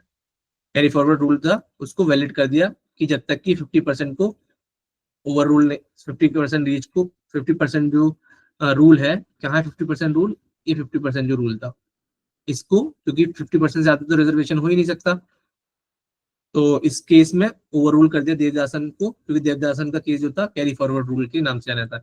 ध्यान रखना, बहुत आता है क्वेश्चन। कैरी फॉरवर्ड रूल वाला जो केस था वो किस में था, वो देवदासन केस था। देवदासन केस को इसमें ओवर रूल कर दिया था। चलिए, नाइन्थ पॉइंट जो है वो कोर्ट ने हेल्ड किया reservation under article 16(4) can not be made in promotion. Court ने कहा कि रिजर्वेशन जो है वो प्रमोशंस में नहीं दिया जा सकता, रिजर्वेशन जो है वो प्रमोशन में नहीं दिया जाएगा। ठीक है, तो इसको भी ध्यान में रखने वाली चीज है कि रिजर्वेशन जो है वो प्रमोशन के अंदर नहीं दिया जाएगा। लेकिन इसी की बदौलत सुप्रीम कोर्ट ने, जो सुप्रीम कोर्ट का ये जजमेंट ना, इसको नलीफाई करने के लिए 77th अमेंडमेंट लाया गया 1995, जो कि हम देखते हैं 16 क्लॉज 4। ठीक है, 16 क्लॉज 4 देखते हैं ना, वो इसी की वजह से आया है। ये inserted the clause of 4A of 16 article 16। इसलिए मैं कह रहा हूँ कि आर्टिकल 77 और 81 और 85 इनको जरूर ध्यान में रखना, क्योंकि ये बेसिक है। और 93rd को भी ध्यान में रखना, अमेंडमेंट जो हुए ना 93rd अमेंडमेंट, वो ध्यान रखना। चलिए, हमने ये देख लिया कि आर्टिकल 16(4) ये कब से आया है, 77 कॉन्स्टिट्यूशनल अमेंडमेंट है, इससे ये 16(4) आया है। ठीक है, तो इसको भी ध्यान रखना।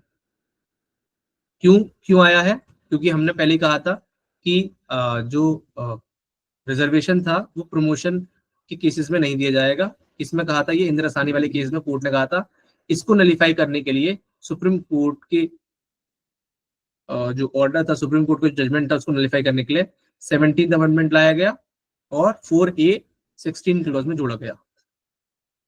यानी कि अब क्या है, रिजर्वेशन जो है प्रमोशन में भी किया जाएगा। ठीक है, चलिए, इसलिए इंदिरा साहनी का केस जो है वो मैंडेट करता है 50% रिजर्वेशन अप्लाई होगा। ठीक है, बैकलॉग वैकेंसीज में 81st अमेंडमेंट में पहले डिस्कस कर लिया, नलीफाई करने के लिए लाया गया था। 81st को ध्यान रखना, 77 को और 85 को और 93rd को, बहुत इंपॉर्टेंट है। बहुत से लोग पूछते हैं कि भाई whether the reservation is the fundamental right, सीधा केस ये वाला ध्यान रखना, Mukesh Kumar versus state of Uttarakhand, बहुत फेमस केस है, कई बार पूछा गया है, अभी भी पूछा सकता है। सुप्रीम कोर्ट ने कहा कि रिजर्वेशन जो है वो आर्टिकल 16 और 4A क्या है, do not confer fundamental rights to claim reservation. ठीक है, तो इसलिए क्या है, रिजर्वेशन फंडामेंटल राइट नहीं है। क्या है ये रिजर्वेशन फंडामेंटल राइट नहीं है, तो क्या है, एक तरीके से कि ये स्टेट का डिस्क्रिप्शन है, स्टेट का क्या डिस्क्रिप्शन है कि वो रिजर्वेशन प्रोवाइड कर सकता है। ठीक है, तो स्टेट का क्या डिस्क्रिप्शन है कि वो रिजर्वेशन प्रोवाइड कर सकता है। चलिए, 4B को भी देख लीजिए कि 4B के बारे में भी बात कर लेते हैं। ठीक है, 4B में क्या कहता है, 4B प्रोवाइड करता है 16 के बारे में बात हो रही है, 16(4)B। ठीक है, 16(4)B के बारे में बात हो रही है। तो क्या कह रहा है 16(4)B, provided that the vacancy which could not be filled up due to non availability of candidates shall be treated as separate class of vacancies and will be filled up। वही कैरी फॉरवर्ड रूल को apply किया जाएगा, and shall not be considered together with the vacancies of the year even if they go beyond the limits of 50%। उसमें तो कर दिया गया 50%। इंदिरा साहनी वाले केस में क्या कर दिया गया था, 50% से ज्यादा जो है आपका क्या होगा कि 50% ज्यादा लिमिट को क्रॉस नहीं करेगा। इसीलिए 81st अमेंडमेंट था ना, 81st अमेंडमेंट जो लाया गया था, इसी को 4B ऐड कर इस जो इंदिरा साहनी वाला जो जजमेंट था उसको नलीफाई करने के लिए लाया गया था, उसकी कोर्ट की जो रूलिंग थी उसको नलीफाई करने के लिए लाया गया था। ठीक है, ऐसे ही अब आप एक केस देख लीजिए, union of India versus Virpal Singh. इसमें जो है, इसमें कहा कि कास्ट जो है प्रमोशन के लिए held that the caste criterion for promotion is violative of article 14 of the constitution. ठीक है, इस केस में कहा गया था। वीरपाल के केस के बाद में क्या कहा, वीरपाल के केस के बाद में हमने पहली बात की कि वीरपाल का केस हुआ था, उसके बाद में क्या है 85th अमेंडमेंट लाया गया और 4A को अमेंडमेंट किया गया, और in matters of promotion any class words in matters of promotion with consequential seniority to any class add किया गया। देखो, वीरपाल के केस में क्या कर दिया गया, जो वीरपाल का केस था उसमें कह दिया गया क्लास क्राइटेरिया नहीं होगा प्रमोशन में, और ये वायलेटिव है 16(4) का। ठीक है, क्या है वायलेशन है ये, किसका, 16(4) का वायलेशन है ये।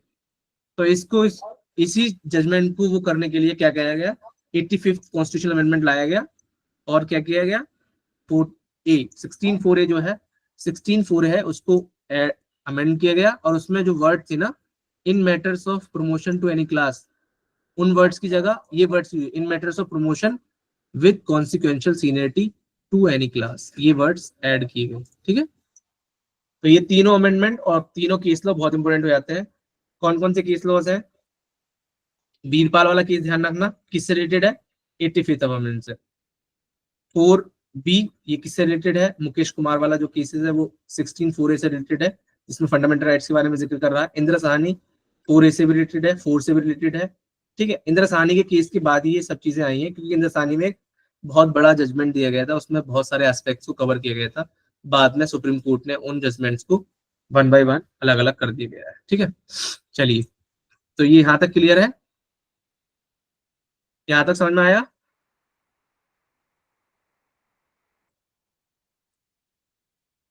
चलिए ये बहुत बड़े टॉपिक हैं, इनके लिए बहुत ज्यादा वक्त चाहिए होता है, लेकिन फिर भी थोड़ा से मैं समझाने की कोशिश कर रहा हूँ, क्योंकि आपके पास वक्त कम है, तो थोड़ा थोड़ा समझ लेंगे तो आसानी होगी। ठीक है, खुद से भी थोड़ा देखिएगा, अपना खुद से देखिएगा तो आपको और ज्यादा क्लैरिटी आएगी। ठीक है, और ज्यादा आपको समझ में आएगा।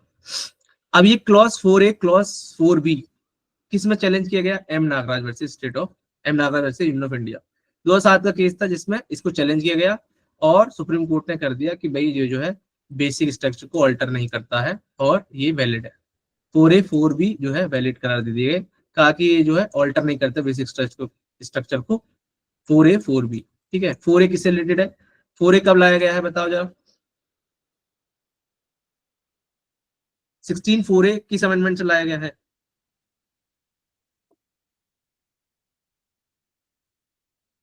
बताओ। 77। 77th अमेंडमेंट चलाया गया है, अभी पता नहीं है, ध्यान नहीं आ रहा आप लोगों को इसको ध्यान रखिए, 77th अमेंडमेंट चलाया गया है। और 4B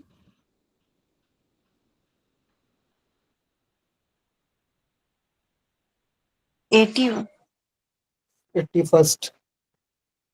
आवाज नहीं आ रही है आप लोगों की। 4B 81 sir. हम्म।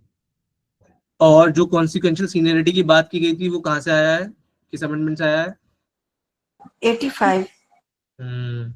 ठीक है, इन सब चीजों को ध्यान रखना, और जो ये चीजें हैं इनको बहुत जरूरी याद रखने की जरूरत है हम लोगों को, क्योंकि ये बहुत बार पूछा जाता है। वीरपाल वाला केस ध्यान रखना, और इंदिरा साहनी वाला केस ध्यान रखना, मुकेश कुमार वाला केस ध्यान रखना। ठीक है, नागराज वाला केस ध्यान रखना, क्योंकि नागराज वाले केस में क्या हुआ था ना, 16(4)A को चैलेंज किया गया था। देखिए, इंदिरा साहनी का जो केस है ना, वो बहुत इंपोर्टेंट केस इसलिए बन जाता है क्योंकि इसमें बहुत सारी चीजें लेट डाउन की गई थी, और फिर बाद के केसेस में इसको बहुत सारी चीजों को अपहेल्ड किया, बहुत सारी चीजों को अलग अलग तरीके से सुप्रीम कोर्ट ने उसको क्या किया, सॉरी, पार्लियामेंट ने उसको डाइल्यूट करने की कोशिश की, पार्लियामेंट ने क्या उसको नलीफाई करने की कोशिश की बहुत सारी, जैसे रिजर्वेशन इन प्रमोशन है ना, reservation in matters of promotion, supreme court का जजमेंट इंदिरा साहनी वाले केस में मना कर दिया गया था। फिर 77 अमेंडमेंट के द्वारा इसको क्या किया गया, लाया गया कि भाई नहीं नहीं, प्रमोशन में भी रिजर्वेशन होगा। ठीक है, तो 16 क्लियर हो गया आपका सबका? आगे बढ़ा जाए, चलिए। अब आ जाते हैं अबोलिशन ऑफ अनटचेबिलिटी। ठीक है, ये हम बेसिकली जानते हैं एबोलिशन ऑफ अनटचेबिलिटी के बारे में। ठीक है, कि भाई 17th में है, इसका तो एक आर्टिकल ध्यान रखना, आर्टिकल में 17 में, और इसको एक ऑफेंस बनाया गया है, पनिशेबल इन अकॉर्डेंस विद, एक लॉ बनाया गया है, उस लॉ को जरूर ध्यान रखना। क्या लॉ है वो? लॉ ये protection of civil rights act, बहुत बार पूछा गया है, कई बार पूछा गया है ये, कि लॉ क्या बनाया गया है? Punishable in accordance with the law, law किसने बनाया? पार्लियामेंट ने। क्या लॉ बनाया? Protection of civil rights. उससे पहले क्या था? whose earlier name was Untouchability Offences Act 1955, नया नेम क्या है इसका? ये है। ठीक है, दोनों ध्यान रखना। और तीसरी चीज ध्यान रखनी है, एक तो आर्टिकल ध्यान रखो अनटचेबिलिटी का 17 है, दूसरा protection of law civil rights act PCRA। ठीक है, PCRA वाला एक्ट है ये, पहले अनटचेबिलिटी ऑफेंसेस एक्ट था, और एक केस हुआ है people union for democratic rights PUDR versus union of India. क्या है ये? ACR प्रोजेक्ट वर्कर्स के नाम से जाना जाता है, जिसमें सुप्रीम कोर्ट ने क्या करा, आर्टिकल 17 को कहा कि ये प्राइवेट इंडिविजुअल के अगेंस्ट भी है। इस केस को ध्यान रखना। बहुत सारे लोग कहते हैं कि फंडामेंटल राइट जो है वो बेसिकली क्या है, किसके अगेंस्ट है फंडामेंटल राइट्स? बेसिकली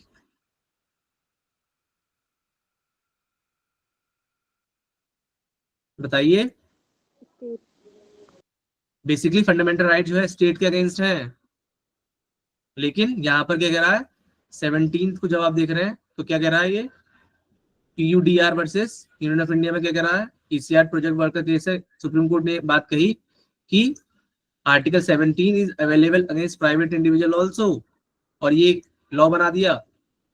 तो फंडामेंटल राइट्स, कुछ फंडामेंटल राइट्स स्टेट के अलावा इंडिविजुअल के भी अगेंस्ट में है, ठीक है, इंडिविजुअल पे भी क्लेम किया जा सकता है। अबोलिशन ऑफ टाइटल्स, ठीक है, ठीक है, ये ध्यान रखना, अबोलिशन ऑफ टाइटल्स के बारे में 18 में बात की गई है। देखिए, कोई भी टाइटल स्टेट प्रोहिबिट करेगा, मिलिट्री टाइटल होगा एक्सेप्ट मिलिट्री और एकेडमिक रख सकता है। कोई भी सिटीजन जो होगा एक्सेप्ट नहीं करेगा, फॉरेन स्टेट से कोई मिल रहा है टाइटल तब भी। नॉन सिटीजन जो है वो ऑफिस ऑफ प्रॉफिट होल्ड नहीं करेगा ट्रस्ट का, 18(4) है, कोई भी प्रॉफिट होल्ड नहीं करेगा, ऑफिस ऑफ प्रॉफिट होल्ड नहीं करेगा। सबसे फेमस केस 18 जब भी आया तो बालाजी राघवन वाला केस ध्यान रख लेना, नेशनल अवार्ड को कर दिया कि नेशनल अवार्ड जो है वो टाइटल में नहीं आता, टाइटल का जो ये यहाँ पे टाइटल वर्ड है ना, नेशनल अवार्ड कर दिया, टाइटल में नहीं आता। और कोर्ट ने क्या कहा, national award would not amount to title within article 18।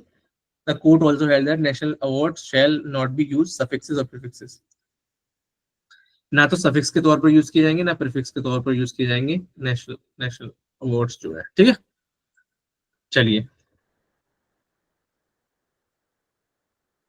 थोड़ा सा देख लेते हैं, फिर आपकी नेक्स्ट क्लास 9 बजे से शुरू होने वाली है, 7-8 मिनट रह गए, थोड़ा सा 19 देख लेते हैं, फिर इंशाल्लाह कल देखते हैं जो भी बचता है, ठीक है।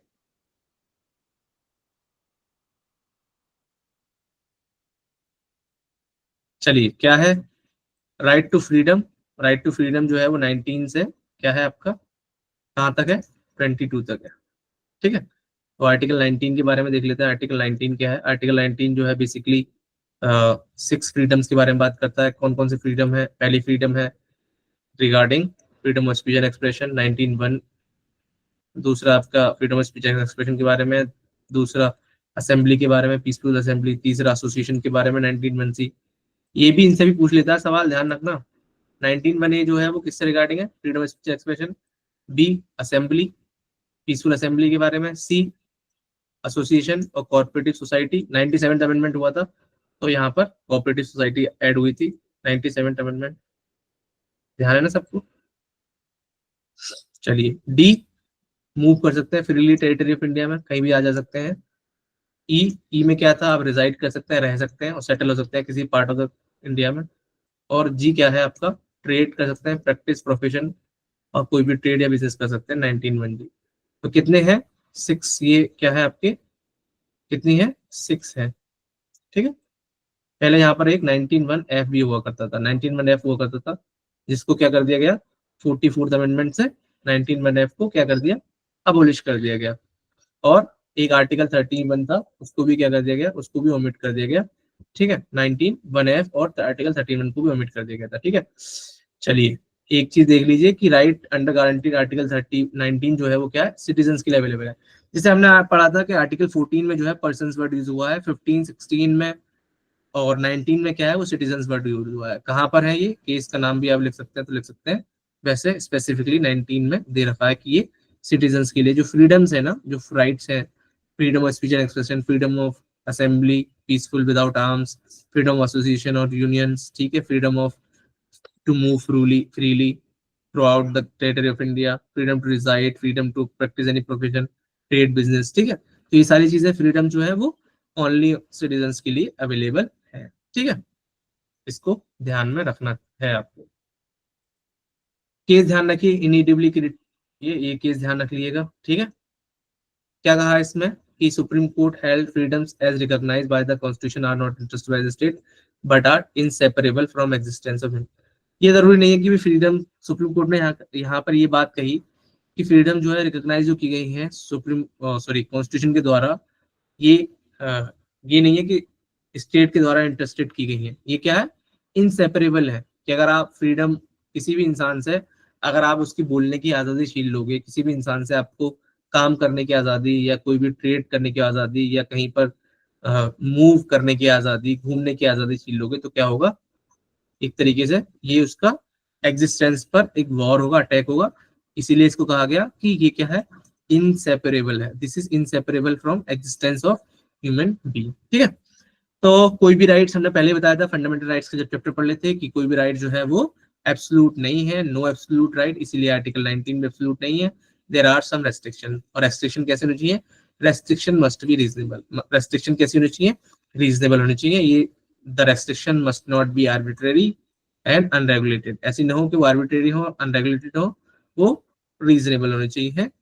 ठीक है, तो दो टेस्ट है, क्या होनी चाहिए कि restriction should be comply provision 19(2) to 19(6) और रेस्ट्रिक्शन जो है वो रीजनेबल होनी चाहिए, यानी कि जो रेस्ट्रिक्शंस हैं वो 19 clause 2 से 19 clause 6 तक तो होनी चाहिए और रीजनेबल भी होनी चाहिए। तो ये दो जरूरी है।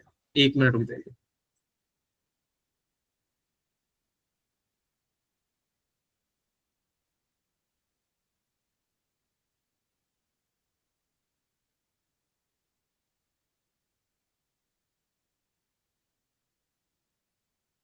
ठीक है, तो ये समझ में आया कितनी फ्रीडम्स है, 6 फ्रीडम्स है। पहली क्या है, freedom of speech and expression, दूसरा क्या है, पीसफुल असेंबली के बारे में, तीसरा क्या, आप यूनियन बना सकते हैं, कॉर्पोरेशन बना सकते, वो कर सकते हैं, कोऑपरेटिव सोसाइटीज बना सकते हैं। ठीक है, चौथा क्या है कि आप फ्रीली मूव कर सकते हैं, पांचवा क्या है, रिजाइड कर सकते हैं, सेटल हो सकते हैं किसी पार्ट ऑफ द इंडिया में, और छठा फ्रीडम ऑफ प्रैक्टिस कर सकते हैं आप, ट्रेड कर सकते हैं, ऑक्यूपेशन जो है आप वो कर सकते हैं, बिजनेस कर सकते हैं। ठीक है, लेकिन क्या है, हमने पहले बताया कि ये जो है सिटीजन्स के लिए अवेलेबल है और नॉन सिटीजन्स के लिए ये अवेलेबल नहीं है। इसी तरीके से दूसरी चीज हमने बताई है कि ये क्या किए जाएंगे कि भाई ये आर्बिट्रेरी नहीं होनी चाहिए, रेस्ट्रिक्शंस लगाई जाएंगी, कोई भी आर्टिकल जो है, कोई भी चीज जो है, कोई भी फ्रीडम जो है वो एब्सोल्यूट नहीं होती है। वो इसी तरीके से ये भी फ्रीडम एब्सोल्यूट नहीं है, इस पर रीजनेबल रेस्ट्रिक्शन लगाया जा सकता है।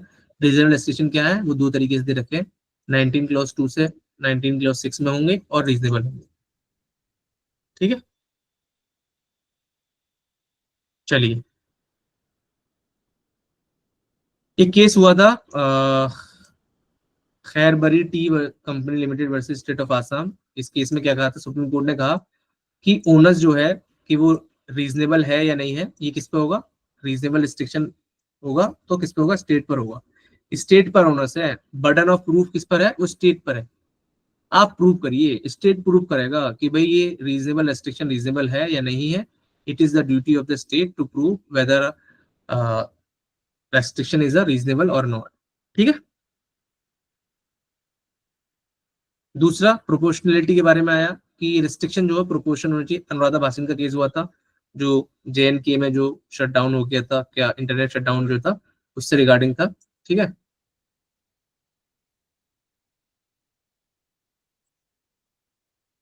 तो इसको ध्यान रखना। प्रोपोर्शनलिटी का सिद्धांत जो है वो आपका Anuradha Bhasin versus union of India के केस में हुआ था। इसमें क्या कहा कोर्ट ने कि decision with curtails the fundamental right without appropriate justification will be classified as disproportionate. इसलिए जो वहां पर जो शटडाउन हुआ था, इंटरनेट शटडाउन, उसको ये केस था JNK का केस, आपका प्रोपोर्शनलिटी का जो कॉन्सेप्ट है उसको समझाया गया कि क्या है, curtails fundamental right without appropriate justification will be classified as disproportionate। ये प्रोपोर्शनेट नहीं होगा। ठीक है, रिस्ट्रिक्शन जो है वो प्रोपोर्शनेट भी होनी चाहिए। पहला जो है आपका आ जाते हैं freedom of speech and expression. पढ़ाया या छोड़ दें अब, क्योंकि टाइम हो गया नेक्स्ट क्लास का, बताइए आप लोग। मुरसलीम आर्टिकल 19 के रिस्ट्रिक्शन खत्म ही कर दो क्योंकि पूछे जाते हैं। अच्छा अच्छा, खत्म कर दें। पूरा तो हो जाएगा ना आर्टिकल 19 एटलीस्ट। अभी टाइम है, कर लो, कोई नहीं, मेरा तो थोड़ा सा बचा जो स्टूडेंट्स मैं कर लूंगा। चलो ठीक है, ठीक है, 21 तक जितना हो सके ना निपटा लो, क्योंकि 21 मोस्ट इंपोर्टेंट आर्टिकल है। 19, 20, 21 क्वेश्चन बहुत आते हैं। ठीक है, ठीक है, ठीक।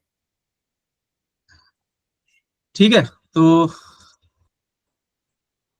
पहला जो हमने बताया था फ्रीडम, देयर आर 6 फ्रीडम, पहले 7 थी, यहाँ पर एक राइट टू प्रॉपर्टी का भी था, राइट टू होल्ड प्रॉपर्टी, वो उसको आपका 44th अमेंडमेंट के द्वारा हटा दिया गया है। आपका freedom of speech and expression देखेंगे आप 19(1)(a) में है, आर्टिकल 19 clause 2। ठीक है, ये इसकी जो फ्रीडम स्पीच एंड एक्सप्रेशन जो है 19(1) में प्रोवाइड है, और इसकी जो रेस्ट्रिक्शन है ना वो आपका 19 क्लॉज 2 में प्रोवाइड की जाएगी।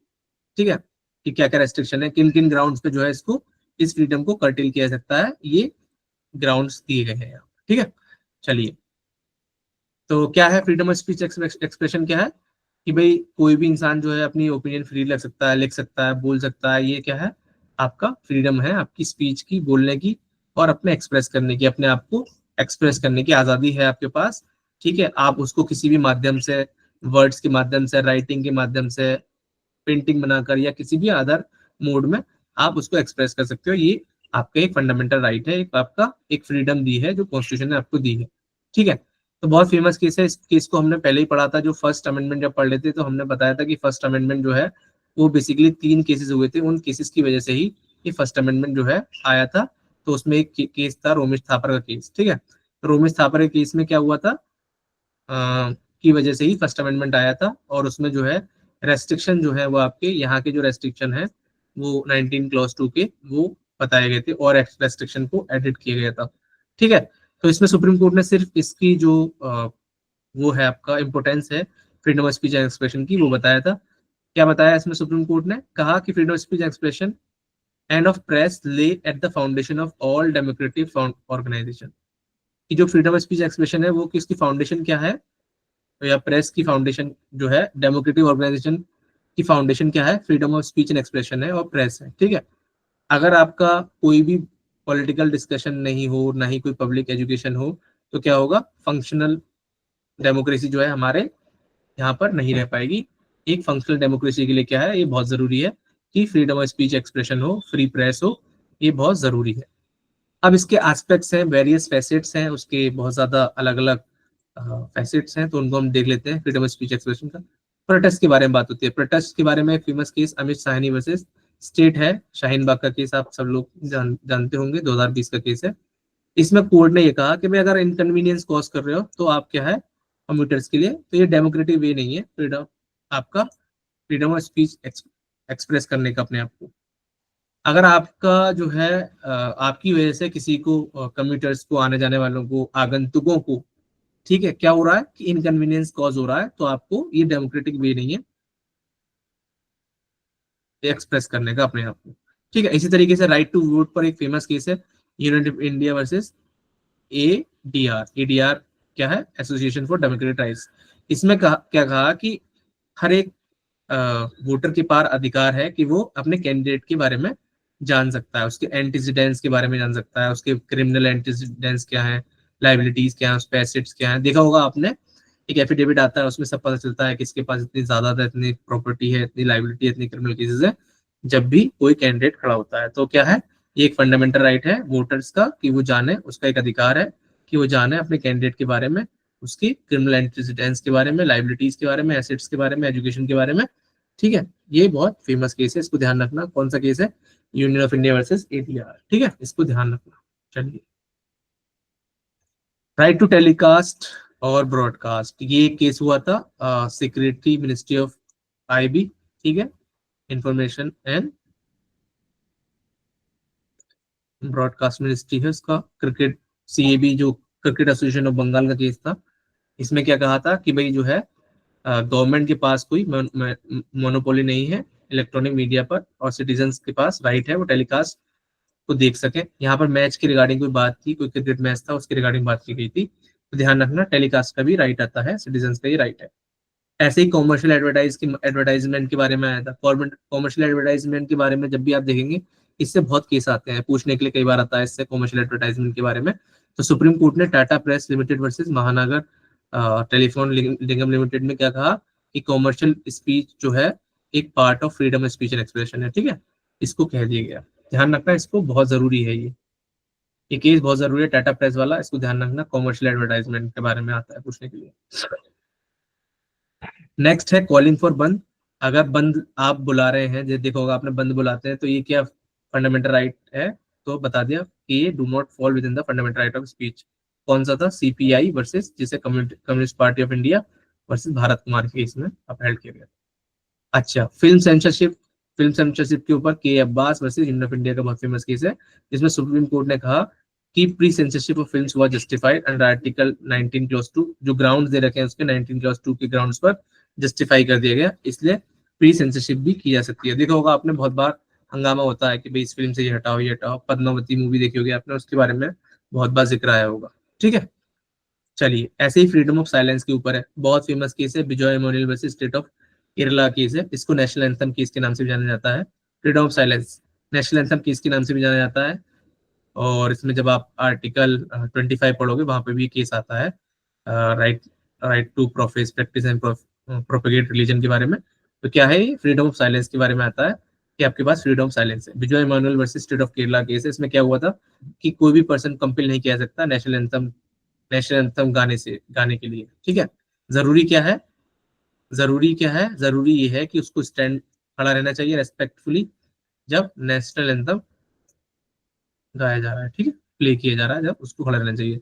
अगर ये उसे लग रहा है कि ये ऑब्जेक्शंस है बेस्ड ऑन रिलीजियस फेथ के ऊपर। ठीक है, तो इसको ध्यान रखना। फ्रीडम ऑफ साइलेंस क्या है, फ्रीडम ऑफ साइलेंस के ऊपर विजय एमोनियल केस है। इसको नेशनल एंथम केस के नाम से भी जाना जाता है। आर्टिकल 25 में भी ये पूछा जाता है कई बार। चलिए, right to express gender identity, right to express gender identity के बारे में national legal service authority versus union of India. ये बहुत नलसा का केस है, बहुत फेमस केस है। जैसे अभी आपने देखा होगा कि एक कोच जो है, इंडियन कोच जो है, उनकी बेटी ने अभी अनन्या बांगर, आई थिंक, जो बांगर जो कोच थे इंडियन क्रिकेट टीम के, उनकी बेटी है। पहले वो क्रिकेट खेलती थी, लड़का था पहले वो, अब वो जो है ट्रांसजेंडर को उसने अपनी आइडेंटिटी रिवील की है। तो यानी कि इसका मतलब ये हुआ कि ये right to express gender identity, आपकी आइडेंटिटी क्या है, ये आपके पास अधिकार है कि आप एक्सप्रेस करें अपनी जेंडर आइडेंटिटी को। ठीक है, नलसा वाला केस जो है ये इस बात की बताता है। नलसा वाले केस में क्या है, थर्ड जेंडर को कॉन्स्टिट्यूशनल प्रोटेक्शन दी गई थी। ठीक है, चलिए फ्रीडम ऑफ प्रेस क्या है। देखिए, फ्रीडम ऑफ प्रेस कोई एक्सप्रेसली मेंशन तो है नहीं, लेकिन ये आर्टिकल 19 का एक इम्प्लिसिट है, उसका एक पार्ट है। ठीक है, तो जैसे हमने रोमेश थापर का केस पहले भी डिस्कस किया है, तो वही इसमें बात हुई थी कि रोमेश थापर का आप केस ध्यान रखना जब भी बात आए किसकी, फ्रीडम ऑफ प्रेस की बात है। तो फ्रीडम ऑफ प्रेस क्या है, एक फंडामेंटल राइट है फ्रीडम ऑफ प्रेस, लेकिन एक्सप्रेसली दे नहीं रखा है। लेकिन क्या है, आपका इम्प्लिसिट है इसमें, freedom of speech and expression में। ठीक है,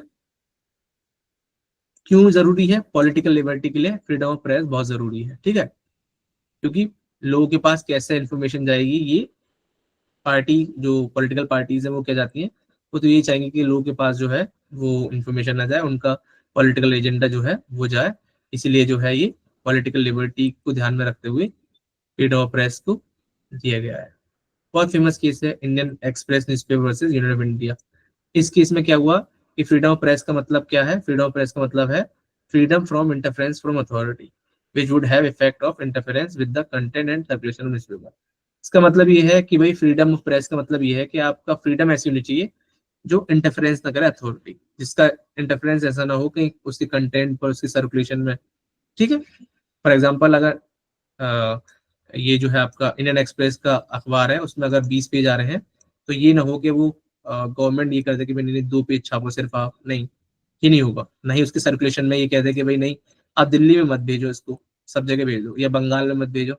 ठीक है, सर्कुलेशन और उसके कंटेंट पे क्या है वो इंटरफेरेंस नहीं करा जाएगा। फ्रीडम ऑफ प्रेस का से ये मतलब है। ठीक है, चलिए एक और फेमस केस देख लिए, बेनेट कॉलेमन का केस है, बहुत इंपॉर्टेंट केस है। ये भी एक तरीके का बहुत लैंडमार्क जजमेंट माना जाता है आपका 1918 के ऊपर। क्या कहा था इसमें सुप्रीम कोर्ट ने, order fixing the maximum number of pages which, जो मैंने अभी ऊपर बात बताई वही बात कही है कि भाई अगर आप ये बता रहे हैं कि भाई आप 3 पेज छापेंगे या आप सिर्फ 2 पेज छापेंगे या आप वो करेंगे, जो ऊपर बात कही गई है कंटेंट और सर्कुलेशन के ऊपर, या आप नंबर ऑफ पेजेस बता दें कि भाई इतना पेपर छापेंगे, तो ये भी एक क्या है, वायलेशन है किसका, freedom of speech and expression का। तो क्या है, फ्रीडम ऑफ प्रेस का मतलब क्वांटिटेटिव और क्वालिटेटिव बोथ है। ठीक है, सर्कुलेशन और कंटेंट दोनों ही होने चाहिए। समझ में आया?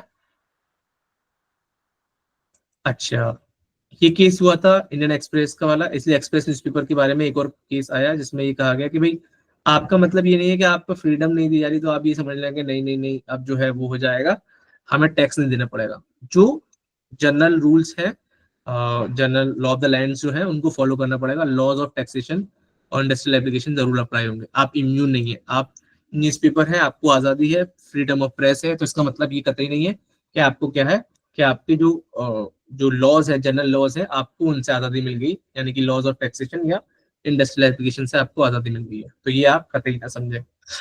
सकल papers versus union of India का एक केस हुआ जिसमें क्या कहा है कि minimum prices of and number of pages was held to be violative of article 19 money.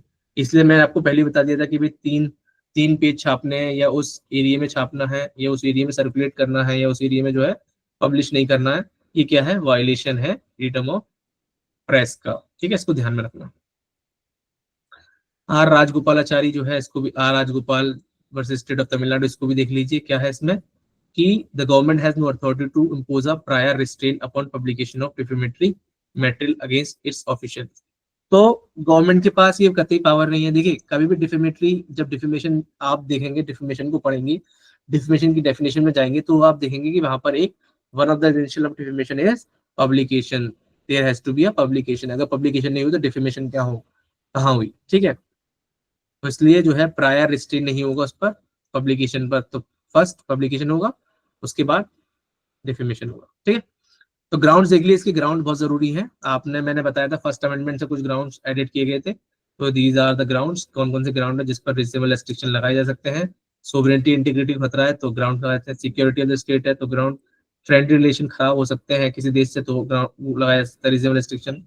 Public order बिगड़ सकता है तब भी। डिसेंसी और मोरलिटी लग सकता है तब भी। कंटेम्प्ट ऑफ कोर्ट पर भी, डिफेमेशन पर भी, और incitement of violence. These are the grounds जहां पर आप क्या कर सकते हैं, रीजनेबल रेस्ट्रिक्शन इंपोज कर सकते हैं freedom of speech and expression पर। कहाँ पे दे रखे हैं ये आपके 19 क्लॉज 2 में दे रखे हैं। इसको बहुत जरूरी ध्यान रखना, 19 क्लॉज 2 को ध्यान रखना। 19 बनी पढ़ोगे तो 19 क्लॉज 2 से मिलाकर ही पढ़ेंगे। दूसरा क्या था, freedom to peacefully assemble without arms. ठीक है, और इसके रीजनेबल रेस्ट्रिक्शन कहाँ पे दे रखते हैं, 19(3) में दे रखे हैं। तो ये भी एक तरीके का क्या है आपका, क्या आप पीसफुली वो कर सकते हैं विदाउट आर्म्स। अगर आप पीसफुल असेंबल नहीं हो रहे, आर्म्स के असेंबल हो रहे हैं, तो उसको अनलॉफुल असेंबली, जब हम पढ़ते थे आईपीसी, जब हम देखते थे कि आईपीसी में अनलॉफुल असेंबली भी दे रखा है। ठीक है, तो बीएनएस हो गया। ठीक है, तो ग्राउंड्स क्या क्या है, आप क्या क्या ग्राउंड्स रेस्ट्रिक्शन के ग्राउंड्स क्या क्या है, तो these are the grounds restriction के। 2 ग्राउंड दे रखे हैं, sovereignty and integrity of the India, और पब्लिक ऑर्डर को बिगड़ने पर आपका क्या है, मना कर जा सकता है कि आप असेंबल नहीं होंगे। ठीक है, तीसरी फ्रीडम जो है वो यहाँ पर क्या है कि freedom of to form association और यूनियन कोऑपरेटिव्स। ठीक है, कोऑपरेटिव सोसाइटीज 19(1)(c) है, और इसकी रेस्ट्रिक्शन 19(1)(4) में दे रखा है। सिटीजन्स को राइट्स हमने पहले ही बता दिया है। कोऑपरेटिव सोसाइटी फॉर्म करने के लिए आप कोऑपरेटिव सोसाइटी बना सकते हैं, या आप और एसोसिएशन बना सकते हैं, या ट्रेड यूनियन या यूनियन, किसी भी यूनियन बना सकते हैं। हमने पहले ही बताया था कोऑपरेटिव सोसाइटी 1970 अमेंडमेंट से जुड़े गए 2011 से, इसको बहुत ध्यान रखना जरूरी है इसको। ठीक है, चलिए केस, इसमें केस ध्यान मत रखिए, कोई भी केस का ही पूछा नहीं गया इससे। ग्राउंड्स ऑफ रेस्ट्रिक्शन क्या है 19(4) में, आपके 3 ग्राउंड है। ऊपर एक ग्राउंड था सोवरेनिटी और पब्लिक ऑर्डर, यहाँ पर सोवरेनिटी इंटीग्रिटी पब्लिक ऑर्डर के साथ साथ मोरलिटी को भी ऐड किया गया है। ठीक है, तो इसको भी ध्यान में रखना।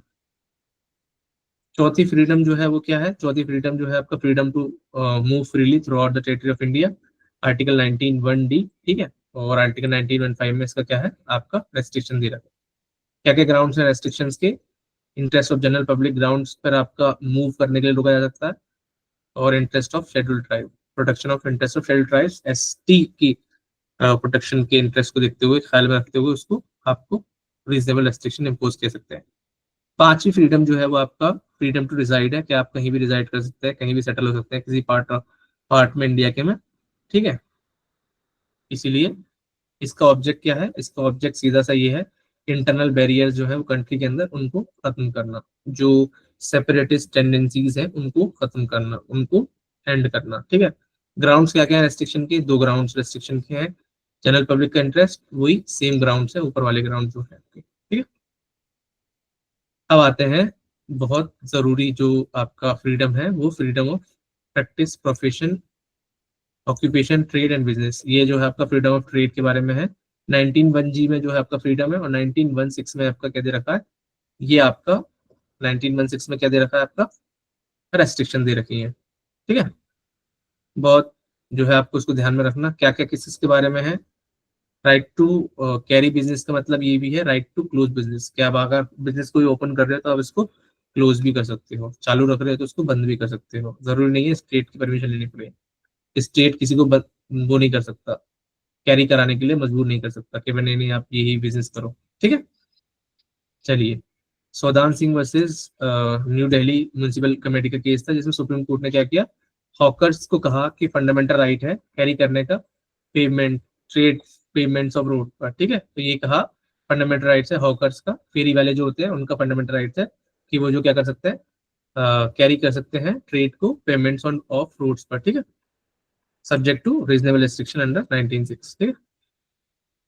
चलिए, ये भी हो गया। एक और केस है खोदे distillers versus state of Karnataka. इस केस में क्या हुआ कि सिटीजन्स को राइट दे दिया गया कि trade and business liquors beverages state के पास राइट है, the power to prohibit manufacture sale possession distribution, कुछ केसेस में स्टेट जो है वो प्रोहिबिट कर सकता है, स्टेट के पास ये राइट है, ठीक है। और सिटीजन्स के पास कोई राइट नहीं है कि वो लिकर बेचे या फिर बेवरेज करें, स्टेट्स के पास राइट है, अगर वो चाहे तो प्रोहिबिट कर सकता है, वो चाहे तो अलाउ कर सकता है, ठीक है। चलिए, ये बहुत फेमस केस है ओम Prakash versus state of UP. आपने देखा होगा ऋषि केस में अंडे वंडे नहीं मिलते हैं, तो वहां पर उससे रिगार्डिंग केस है, ठीक है, ध्यान रखना। एग सेग्रीगेटेड, ओ मतलब zero egg. Om Prakash versus state of UP, supreme court ने कहा ban on sale of eggs within the municipal limits of Rishikesh is valid, क्योंकि ये क्या है, रीजनेबल रिस्ट्रिक्शन है, ठीक है। कल्चरल और रिलीजियस बैकग्राउंड को देखते हुए, ऋषिकेश एक क्या है, कल्चरल और रिलीजियस बैकग्राउंड को देखते हुए वहां पर रीजनेबल रिस्ट्रिक्शन लगा दी गई है, ठीक है। ये बहुत फेमस केस है आपका, state of Gujarat versus Mirzapur मोती कुरैशी, बहुत बार पूछा गया है। क्या कहा था इस केस में, इस केस में कहा था कि भाई बैन कर दिया गया था slaughter of cows, calves, other milch and draught cattles. कहा कि भाई ये वायलेटिव नहीं है, और जो हमारा एक तरीके से डायरेक्टिव प्रिंसिपल स्टेट पॉलिसी है वो भी इसको सपोर्ट करता है, ठीक है। क्यों कहा था कि रीजनेबल रिस्ट्रिक्शन, इसलिए काव और उसकी जो प्रोजेनी है, उसके जो बच्चे हैं, वो क्या है, बैकबोन है किसका, इंडियन एग्रीकल्चर इकोनॉमी का, ठीक है। चलिए, अब आ जाते हैं कि इंटरनेट के ऊपर क्या वो है आपका फ्रीडम ऑफ स्पीच एक्सप्रेशन, कितना इंटरनेट के ऊपर। तो अनुराधित भाषण versus union of India case था, मैंने पहले बताया कि अनुराधित भाषण क्या है, शट डाउन जो हुआ था इंटरनेट का, कहाँ पर, JNK में, उससे रिलेटेड है, ठीक है। तो ये कह दिया गया कि आर्टिकल 19(1) क्या है में आपका freedom of indefinite suspension of internet is not permissible under section 114, और ये जो है 19(1)A इसका वायलेटिव है, ठीक है, ये इसमें कहा था। 19(6) के जो ग्राउंड्स हैं वो क्या है, इंटरेस्ट ऑफ जनरल पब्लिक। देखिए, जब हम ट्रेड कर रहे हैं, बिजनेस कर रहे हैं, ऑक्यूपेशन कर रहे हैं, या आप कोई गवर्नमेंट ऑफिस के लिए अप्लाई कर रहे हैं, तो स्टेट क्या है, जनरल इंटरेस्ट में लॉ बना सकती है, रेस्ट्रिक्ट कर सकती है। दूसरा, प्रेस्क्राइब कर सकते हैं प्रोफेशनल और टेक्निकल क्वालिफिकेशन, फॉर एग्जांपल कि भाई अगर लॉयर बनना है तो आपको BLLB की डिग्री हासिल करनी पड़ेगी आपको, तभी आप लॉयर बन सकते हैं, तभी आप एडवोकेट के लिए एनरोल हो सकते हैं। ऐसे ही MBBS जरूरी है कि आप मेडिकल उसमें फील्ड में, अगर मेडिकल फील्ड में डॉक्टर का प्रोफेशन चूज करने जा रहे हैं, तो आपको क्या है, कुछ प्रेस्क्राइब कर सकते हैं प्रोफेशनल और टेक्निकल क्वालिफिकेशन के लिए कि ये आपके पास क्वालिफिकेशन होनी चाहिए, ठीक है। और स्टेट के पास पावर है कि वो किसी भी बिजनेस में मोनोपोली इख्तियार कर सकती है। क्यों? क्योंकि आप देखते हैं कि बहुत सारे बिजनेस हैं जो रिलेटेड है आपके किससे, स्टेट के, आपके स्टेट की जो वो होती है, क्या नाम है, इंटीग्रिटी होती है, या आपकी उसकी सोवरेनिटी को खतरा हो सकता है। जैसे आपका एटॉमिक पावर का है आपका, ठीक है, या रेल का है, ये सब का क्या है, स्टेट के पास है, स्टेट इसमें अपनी मोनोपोली भी इख्तियार कर सकता है। चलिए, ये तो आर्टिकल 19 के बारे में। आर्टिकल 20 में ध्यान रखना, आर्टिकल 20 में सिर्फ 3 चीजें ध्यान रखनी है। आर्टिकल 20 जो है वो क्या है, protection in respect of conviction for offences. 3 इसमें क्लॉजेस है, तीनों ही इंपॉर्टेंट है। पहला क्लॉजेस क्या है, एक्स पोस्ट फैक्टर लॉस के बारे में है। दूसरा डबल जेओपार्डी, ठीक है, 20 क्लॉज 2। तीसरा प्रोटेक्शन अगेंस्ट सेल्फ इंक्रिमिनेशन। तीनों को ध्यान रखना है कि 20 क्लॉज 1 में क्या है, 20 क्लॉज 2 में क्या है, 20 क्लॉज 3 में क्या है। 20 क्लॉज 1 में क्या है, protection against x post factor loss, 20 clause 1 में है, ये ध्यान रखना। क्या होता है एक्सपोज फैक्टर लॉस, देखो एक्सपोज फैक्टर लॉस में ये कह रखा है कि भाई कोई भी पर्सन जो है कन्विक्ट नहीं किया जाएगा ऑफेंस के लिए जब तक कि वो वायलेशन न करे किसी भी लॉ का। अगर फॉर एग्जांपल अगर कोई कोई पर्सन है, तो वो अगर कोई भी अगर ऑफेंस करता है, अगर वो कोई एक्ट करता है जो उस टाइम पर वो ऑफेंस नहीं है, तो माना नहीं जाएगा कि वो उसको वायलेशन किया है लॉ का, तो इसलिए वो कन्विक्ट नहीं किया जाएगा। तो ये एक्सपोज फैक्टो लॉज ये कहता है कि भाई आप जो है अगर उस वक्त उस टाइम पर जो है आपका कोई एक्ट अगर ऑफेंस नहीं था तो वो हम जैसे फॉर एग्जांपल 2013 से पहले आप देखोगे कि बिफोर 2013 की भाई आप ये देखोगे कि वॉयरिज्म जो है वो क्या था, वॉयरिज्म है या फिर आपका स्टॉकिंग है वो क्या था, वो एक तरीके से ऑफेंस नहीं था। लेकिन आफ्टर 2013 जो है उसको क्या बना दिया गया, एक ऑफेंस बना दिया गया। ठीक है, 354 ABCD जो ऐड हुए थे ना, सेक्शन 354 AD जो आपके ऐड हुए थे, ये क्या था IPC में, तो ये क्या थे ना, पहले ऑफेंस नहीं थे। तो ये यही कह रहा है कि भाई आप जो है एक्सपोज फैक्टर लॉज, यानी कि आप अगर जब तक कोई लॉ नहीं हो, जब तक वायलेशन ऑफ लॉ नहीं होगा, तो आपको उस ऑफेंस के लिए कन्विक्ट नहीं किया जाएगा। यानी कि आप पीछे जाकर किसी भी एक्ट को ऑफेंस नहीं बना सकते। ठीक है, क्या है, at the time of commission of the act charge an offence, ना ही आप सब्जेक्ट किया जाएगा ग्रेटर पेनल्टी, ना ही आप ये कह सकते कि भाई 2 साल पनिशमेंट था, तो आप ये नहीं कह सकते कि भाई आप इसको 10 साल की सजा दिएगी। एक इंसान को 2 साल की पनिशमेंट था, फॉर एग्जाम्पल थेफ्ट की पनिशमेंट 3 साल थी, तो आप ये नहीं कह सकते कि भाई नहीं अब हम 5 साल पनिशमेंट कर रहे हैं आज से, इसने कल थेफ्ट किया है तो अब इस पर 5 साल की पनिशमेंट लागू होगी। ठीक है, तो दो चीज इसमें क्या है, किसी भी इंसान को पहले तो कन्विक्ट नहीं किया जाएगा जब तक उसने कोई ऑफेंस नहीं किया हो। ऑफेंस कैसा, वायलेशन ऑफ लॉ। ठीक है, at the time of commission. दूसरा क्या है, ना ही वो ग्रेटर पेनल्टी सब्जेक्ट किया जाएगा। लेकिन इस चीज में एक चीज ध्यान रखने वाली बात है कि अगर फॉर एग्जाम्पल पहले थेफ्ट, फॉर एग्जाम्पल के तौर पर बता रहा हूँ मैं आपको, कोई आपको 3 साल का पनिशमेंट था किसी का, अब पार्लियामेंट एक नया लॉ लाया और कह दिया कि भाई 1 साल हो गया, अब इसका 1 साल पनिशमेंट मिलेगा, तो अब इसका बेनिफिट इसमें जरूर मिलेगा इसको। ठीक है, तो इसको ध्यान रखना आप। इस आर्टिकल के 2 पार्ट है कि no conviction for offence for the violation of,